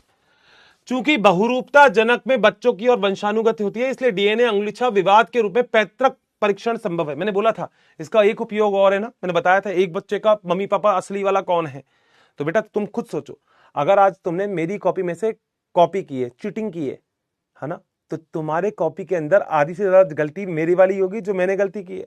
तो बेटा सीधी सी बात, तुम्हारे मम्मी पापा का कुछ डीएनए का पार्ट तुम्हारे अंदर भी तो होगा, तभी तो तुम बोल सकते हो यही मेरे मम्मी पापा है, क्योंकि मैं इनसे ही बना हूं। बहुत बढ़िया अर्षित सर, मजा आ गया। आ जाओ बेटा, आओ बेटा, तुम्हें सिखाएं डीएनए अनुक्रम में मिलने वाली बहुरूपता के साथ साथ डीएनए अंगुलीछाप मानव जीनोम के अनुवांशिक नक्शे को तैयार भी करती है। अनुवांशिक नक्शा, अनुवांशिक विभिन्नता, हम लोग सारे के साथ, मतलब हम लोगों को पता यही चलाता है कि हम सच में 2% डीएनए ही हमारा प्रोटीन बना रहा है, बाकी 98% डीएनए का प्रोटीन बनाने में कोई रोल ही नहीं है। वाह, इससे ही तो पता लगा है। यह समझ लेना चाहिए कि डीएनए बहुरूपता, बहुरूपता मैंने लिखवाया है, पॉलीमॉर्फिज्म है। डीएनए हम सबका बिल्कुल अलग अलग है, कितना परसेंट? 0.1%, ठीक है। बहुरूपता अनुवांशिक आधार पर विभिन्नता उत्परिवर्तन के कारण होती है। आप अध्याय 4 में इसके खंडों में उत्परिवर्तन के प्रभावों के बारे में पढ़ चुके हैं, मगर हम लोग इसको पढ़ लिए। उत्परिवर्तन अलग टॉपिक है, मैंने बोला था अभी उत्परिवर्तन वाला जो टॉपिक है इसको क्रॉस कर लिया, अभी छोड़ दो, थोड़ा सा छोड़ दो, ठीक है। आगे चलते हैं। किसी व्यक्ति में उत्परिवर्तन उसकी कायिक कोशिकाओं में और जनन कोशिकाओं में भी होता है। बेटा बिल्कुल सही बात है। उत्परिवर्तन अभी छोड़ो, दिमाग से निकालो। यदि जनन कोशिका में उत्परिवर्तन किसी व्यक्ति के संतानोत्पत्ति होगा, तो एक काम करो, उत्परिवर्तन यहां तक, ये उत्परिवर्तन का जो टॉपिक है यहां से लेकर यहां तक, इसको थोड़ा सा छोड़ दो। अभी नहीं पढ़ना है किसी भी बालक को, फिर बोल देता हूं, अभी नहीं पढ़ना है, नहीं पढ़ना। उत्परिवर्तन छोड़ दो बेटा, उत्परिवर्तन नहीं पढ़ना है अभी, है ना, उत्परिवर्तन नहीं पढ़ना है। उत्परिवर्तन यहां तक है बेटा, नहीं पढ़ना, ठीक है। उत्परिवर्तन नहीं पढ़ना, ठीक है। आगे चलते हैं। डीएनए अंगुलीछाप तकनीक प्रारंभिक विकास एलिस जेफरी द्वारा किया गया था, हमने लिखवा दिया है। अनुषांगी डीएनए मतलब सैटेलाइट डीएनए, अनुषांगी को बोलते हैं सैटेलाइट डीएनए, का उपयोग किया गया जिससे बहुत ज्यादा विभिन्नता मिलती है। इसके अंदर वीएनटीआर मिलता है, हिंदी में लिख देना, अनुपद पुरावर्तक की विभिन्न संख्या वीएनटीआर के रूप में जानते हैं। तकनीक का पहले उपयोग किया गया है जिसे सदन ब्लॉटिंग कहते हैं। सदन ब्लॉटिंग जानते हो? सदन blotting, DNA, northern RNA, western protein, hybrid का मतलब मिक्स कर दिया तुमने, ठीक है। जिस विकिरण से चिन्हित करके वीएनटीआर प्रोब का उपयोग किया जाता है। प्रोब तुम जानते हो, प्रोब क्या होता है? प्रोब होता है रेडियो विरंजित, सब पढ़ा चुका हूं बेटा, रेडियो विरंजित, छोटा सा खंड, इसे ही हम क्या बोलते हैं? प्रोब बोलते हैं। आ जाओ, सबसे पहले डीएनए को अलग करोगे, मैंने सारे स्टेप पढ़ा दिए हैं। इसके बाद प्रतिबंधन एंजाइम के द्वारा डीएनए को काटोगे, इलेक्ट्रोफोर्सिस कर दोगे, उसके बाद डीएनए के अलग करके नाइट्रोसेलुलोज फिल्टर पेपर पर स्थानांतरण यानी कि ब्लॉटिंग टेक्निक करोगे। उसके बाद वीएनटीआर प्रोब का उपयोग करोगे, उसके बाद ऑटो रेडियोग्राफी के द्वारा इसको पता लगा लोगे। सही है, अपने सारे स्टेप है। ऑटो रेडियोग्राफी को हिंदी में लिखने का स्वयं विकिरण चित्रण, तो तुम कुछ भी लिख सकते हो, चाहो तो बेटा वहां पे ब्रैकेट में डाल देना, ठीक है, कोई दिक्कत नहीं है। वैसे ऑटो रेडियोग्राफी याद करना, पेपर के अंदर वही दिखाई देगा तुमको, ठीक है। आ जाओ, आओ, पहले ये देखो, वीएनटीआर अनुषांगी डीएनए से संबंधित है। अनुषांगी डीएनए होता है, इसमें एक छोटा डीएनए अनुक्रम बहुरूपता के संख्या में अनुबद्ध व्यवस्थित होता है। मैंने बोला था वीएनटीआर खंड आपकी शरीर में अलग अलग हो सकता है, 11 से 60 तक बताया था, लिखा भी हुआ है 11 से 60 तक। आ जाओ, किसी व्यक्ति के गुणसूत्र दूसरे गुणसूत्र में रूपीय विभिन्नता मिलती है, कितना परसेंट? 0.1%। आपको पता है हमारा 0.1% डीएनए एक दूसरे से अलग अलग है, ठीक है जी। आ जाओ, पुनरावृत्ति संख्या उच्च श्रेणी की बहुरूपता मिलती है, जिसके फलस्वरूप वीएनटीआर का आकार परिवर्तित हो जाता है। 0.1 से 20 किलो बेस पेयर होता है। मैंने भी तुमको वीएनटीआर के अंदर लिखवा रखा है 0.1 से 20 बेस पेयर, मना मत कर देना बेटा। देखो ये लिख रहा वीएनटीआर का आकार कहां है बेटा? वीएनटीआर वीएनटीआर वीएनटीआर कहीं तो लिखवाया था बेटा, वीएनटीआर कहां लिखवाया था? वीएनटीआर ये रहा बेटा, 0.1 से 20 बेस पेयर। सही है। VNTR बेटा अपन ने तो बहुत डिटेल से पढ़ा। आ जाओ, VNTR प्रोब बाद में चिपका देंगे और स्वयं विकिरण चित्रण, यानी कि बेटा इसका मतलब जानते हो, ऑटो रेडियोग्राफी। ऑटो रेडियोग्राफी में अलग अलग प्रकार की पट्टियां दिखाई दे रही थी, बिल्कुल अलग अलग पट्टियां दिखाई थी, 3 दिखाई थी मैंने तो, है ना। ये पट्टियां किसी व्यक्ति के डीएनए के विशिष्ट प्रारूप को व्यक्त करती है। जैसे तुमने देखा था सैंपल और जो वो तो एक अपराध शाखा और सैंपल नंबर बी, ये दोनों मैच कर गए थे। 2 किलो 2 किलो की बॉल। ये पट्टियां एक युग्मक समझू को छोड़ के सभी में अलग अलग होती है। मैंने लिखवा दिया किन किन का VNTR समान होगा। याद है कौन कौन में लिखवाया था? एक तो वो जो संयुग्मक जी होंगे, एक वो जो अलग अलग सैंपल ले लेंगे। दोनों चीज लिखी हुई है। पॉलीमरेज चेन से आप संवेदनशीलता को बढ़ा सकते हो। इसका मतलब आप अध्याय नंबर 9 इसमें लिख रखा है, मैंने आपको बता दिया, बायोटेक में पढ़ोगे जूलॉजी के अंदर, जिसके अंदर पॉलीमरेज चेन रिएक्शन से आप डीएनए की बहुत सारी कॉपी प्राप्त करते हो। इसके फलस्वरूप किसी भी एक कोशिका से डीएनए पर्याप्त अंगुली छाप का विश्लेषण किया जा सकता है। न्यायकालीन में इसका उपयोग किया जा सकता है। जनसंख्या अनुवांशिकता के इसके निर्धारण में उपयोग किया जा सकता है। वर्तमान समय में इसका उपयोग अंगुली छाप में किया जा रहा है, डीएनए अंगुली छाप। और इसका आप डायग्राम देखते हैं, ये वाला, ये क्या है देखो जरा। अब समझना बेटा, देखो समझोगे तो मैं पूरा समझा सकता हूं, ध्यान से सुनना। मेरे पास 2 इंसान हैं, दोनों इंसान का मैंने डीएनए मिल लिया। ये व्यक्ति नंबर ए है, ये व्यक्ति नंबर बी है। सही है सर? बिल्कुल सही। अब व्यक्ति नंबर ए का जो डीएनए में, मतलब मैंने गुणसूत्र संख्या 7 लिया, गुणसूत्र संख्या 2 लिया और गुणसूत्र संख्या 16 लिया। मेरी बात ध्यान से सुनना, अपने सारे काम छोड़ देना। इससे खेलोगे ऐसे डायग्राम से, फिर मैं फिर बोल रहा हूं, मेरे साथ अपने सारे काम छोड़ देना। मेरी बात सुनना प्लीज। इस डायग्राम को आप चाहो तो अपनी नोटबुक में ऐड कर सकते हो, कोई दिक्कत नहीं है। अब चाहो तो एज इट इज अपनी नोटबुक में लिख सकते हो, कोई दिक्कत नहीं, मगर पहले समझो, ध्यान से समझो। मैंने 2 इंसान ले लिए, मैंने एक इंसान ले लिया ए नंबर का और एक इंसान ले लिया मैंने बी नंबर का। 2 इंसान है मेरे पास, दोनों इंसान के गुणसूत्र निकाल लिए। एक इंसान का गुणसूत्र नंबर 7 2 16, तो दूसरे का भी गुणसूत्र संख्या 7 2 16। सर और कोई ले सकते हैं? जो तुम्हारा मनो वो लो, मुझे कोई फर्क नहीं पड़ता, जो तुम्हारा मनो वो ले सकते हो, ठीक है। इसमें खंड काटे, ये जो खंड है, जैसे इसमें 1 2 3 खंड है, इसमें 1 2 3 4 खंड है। याद है VNTR रिपीट, देखो रिपीट है ये, ठीक है सर। इसमें कितने खंड है देखो, काउंट करो। इसके गुणसूत्र संख्या 2 में, अब गुणसूत्र संख्या 2 में दो गुणसूत्र क्यों है? क्योंकि बेटा तेरे शरीर में 46 गुणसूत्र होते हैं। 23 तेरी मम्मी से आए, 23 तेरे पापा से आए, तो तेरे पास तो 46 गुणसूत्र है। सर बिल्कुल सही बोल रहे हो, 46 गुणसूत्र है। इसका मतलब तेरे पास हर गुणसूत्र की कॉपी है। ये क्लास 11 में पढ़ के आया तू, तेरे पास हर गुणसूत्र की कॉपी है। 1 1 2 2 3 3 4 4, तो तेरे पास 7 नंबर के भी 2 गुणसूत्र है। देख, पैतृक और मातृक, एक पापा से आया एक मम्मी से आया तेरे अंदर, एक पापा से एक मम्मी से, एक पापा से एक मम्मी से। ऐसे ही एक दूसरा इंसान है जिसका papa mummy papa mummy papa mummy से एक एक गुणसूत्र है। सही है। इसमें कितने खंड जरा देख लो, 1 2 3 4 5 6 7 8।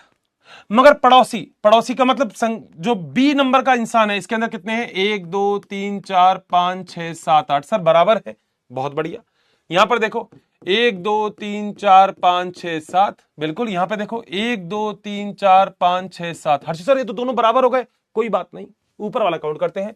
इसमें 3 थे, यहां देखो 1 2 3 4 5 6 7 8 9 10 11। अरे सर ये तो गड़बड़ है, ज्यादा आ गए उसमें, ठीक है, यानी कि अलग अलग हो गए ये। अब इसमें कितने हैं? 1 2 3 4 5 6 7 8 9। सही है।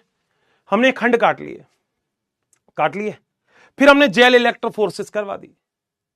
ये है इंसान ए, ये है इंसान बी, और ये वो है जो आपको अपराधी से मिला। अपराधी से देखो क्या लिखा है, अपराध दृश्य सी से डीएनए, जो अपराध, जहां पे अपराध हुआ उससे डीएनए मिल गया, लगा लिया। अब तुम खुद देखो, ये वाला जो डीएनए है, ये गुणसूत्र संख्या 7 का ये वाला जो क्रम है, ये पूरा दिख रहा है, ये किससे मैच कर रहा है तुम्हारा? ए से या बी से? सर ये तो बी से मैच कर रहा है, बी से। देखो यहीं पे दिख रहा है, ये इससे मैच कर रहा है, देखो ये इससे मैच कर रहा है, देखो ये इससे मैच कर रहा है, देखो कर रहा है मैच। क्यों नहीं मैच करेगा बेटा? मैंने यही तो बोला था। मैंने कहा अपराधी ने अपराध किया और तुमको किसी 2 इंसान पे शक है, तो किसी 2 से तो मिलेगा बेटा, किसी ना किसी और, किसी से भी मिल सकता है। मगर उन दोनों में से बी अगर बंदा है तो बी का डीएनए, अपराध शाखा का डीएनए, ये तो मैच करेगा। देखो जेल इलेक्ट्रोफोरेसिस में एक जैसा रन किया है, ध्यान से देखो, देखो ये यहां तक है, देखो ये यहां पे है, ये लाल वाला यहां पे है, देखो लाल वाला यहाँ पे, ये पीला वाला यहाँ पे, ये पीला वाला यहाँ पे, ये पीला वाला यहाँ पे, ये पीला वाला यहाँ पे, ग्रे वाला यहाँ पे, ग्रे वाला यहाँ पे, ये यहाँ पे, ये यहाँ पे, एज इट इज मैच कर रहा है। आप खुद बताओ मेरे को कौन से इंसान का मैच कर रहा है, ए का या बी का? ये सी तो बेटा अपराध शाखा से है, अपराधी। मैच किससे कर रहा है? हर्षित सर बी से मैच कर रहा है। यही तो मैंने लिखवाया है यहां पर, यही तो मैंने लिखवाया है मुन्ना यहां पर कि मैच किससे कर रहा है। तो सीधी सी बात है, मैंने इसको ए बी, इसको सी मान लेते हैं, हम भी सी कर लेते हैं, कोई दिक्कत नहीं है। तो बेटा मैच किससे कर रहा है? मैच मेरा भी देखो बी से कर रहा है। सही है, क्लियर है। डीएनए अंगुली छाप अभिक्रिया।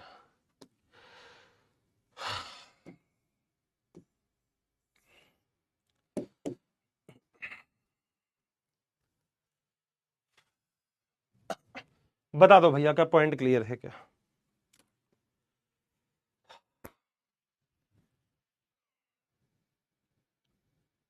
बताओ क्या पॉइंट क्लियर है क्या? मजा आया क्या आज टॉपिक में? सच बताना, मैं क्या कमेंट का इंतजार करूंगा। एक छोटी सी बात मैं और बोल देता हूं, प्लीज कमेंट लिखने के साथ साथ मेरी बात और सुन लेना। कल वाला लेक्चर बहुत छोटा होगा, मैं ऑलरेडी रिकॉर्ड कर चुका हूं, शायद आधे घंटे का या 40 मिनट का है लेक्चर, वो बस देख लेना। उसके बाद जो उसके अगला वाला लेक्चर होगा उसमें कोशिश करूंगा कि पूरे के पूरे चैप्टर को एक बार रिवाइज करवा दूंगा आपको बहुत बढ़िया तरीके से विद क्वेश्चन आंसर। बोलो क्या डन है? मजा आया क्या आज? आज तो वैसे अच्छा लगा होगा, टॉपिक समझ में आया होगा। ये हिंदी वाले वर्ड लिख देना, अनुषांगी डीएनए, सैटेलाइट डीएनए को अनुषांगी डीएनए कहते हैं, लिख देना, कोई दिक्कत नहीं है। डन है बेटा। एक बार ना मैं तब उसमें दिक्कत नहीं है, मैं समझा दूंगा आपको, मेरे को कोई टेंशन नहीं, विश्वास करो यार, विश्वास करो। मगर चैप्टर सच में देखा नहीं तुमने।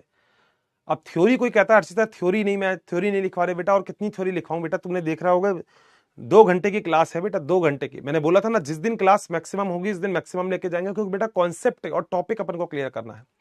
कल वाली क्लास के लिए एक बात बोल रहा हूं, केवल वो लेक्चर देख लेना, रिकॉर्ड कर लिया था मैंने, मतलब आज से 3 दिन मैंने पहले ही कर लिया था वो, क्योंकि मुझे पता था कि वो टॉपिक मैं आपको अलग से भी पढ़ाऊंगा। तो मुझे बता दिया था कि अर्षित सर सैटरडे को आप जो भी पढ़ाओ तो बच्चों को, तो मैंने ये वाला टॉपिक नहीं पढ़ा रहा था क्योंकि मुझे लगा सैटरडे को तुम झेल नहीं पाते इसको। तुम बताना मैंने सही किया क्या इसको लाइव क्लास में पढ़ा के? इसको लाइव क्लास में मेरे को पढ़ाना जरूरी था बेटा। सैटरडे को तो एक छोटा सा टॉपिक है, ह्यूमन जीनोम प्रोजेक्ट है बेटा, वो तो हो जाएगा, वो तो याद करने का टॉपिक है, मैं पढ़ा दूंगा उसको, 20-25 मिनट का 40 मिनट का टॉपिक है वो तो। ठीक है मेरे लाल, क्लियर है हालचाल? चलो भाई, गाना वाना बेटा बाद में सुनाएंगे। और लैक ऑफ एरॉन भी कुछ बच्चे बोल रहे थे अर्षित लैक ऑफ एरॉन पढ़ा देना, टेंशन मत लो, कल वाली नहीं नेक्स्ट क्लास में अपन पूरा रिवाइज करवा देंगे, टेंशन का लेते हो अपन, है ना? पूरा ही रिवाइज करवा दूंगा मैं, आधे घंटे का रिवीजन दूंगा तुमको, बहुत प्यारा वाला आधे घंटे का। ठीक है, उत्परिवर्तन अगले ही चैप्टर में करवाएंगे। उत्परिवर्तन मत पढ़ना प्लीज, मत पढ़ना भाई, एनसीईआरटी में से हाथ जोड़ रहा हूं, मत पढ़ना भाई, जो मना कर रहा हूं मत पढ़ना प्लीज। मेरे को मेरे तरीके से एक टॉपिक बोला है बस तुमसे, वो मत पढ़ना, बस इतना सा काम कर देना। ठीक है, लेक्चर जरूर बताना लेक्चर कैसा लगा, मेरे ख्याल से बहुत ही मजा आया होगा। मिलते हैं फिर अपने लेक्चर में, till then bye bye, take care, thank you so much. तुम्हारा भी लेक्चर होगा ना? मेरा भी है, बाय बाय।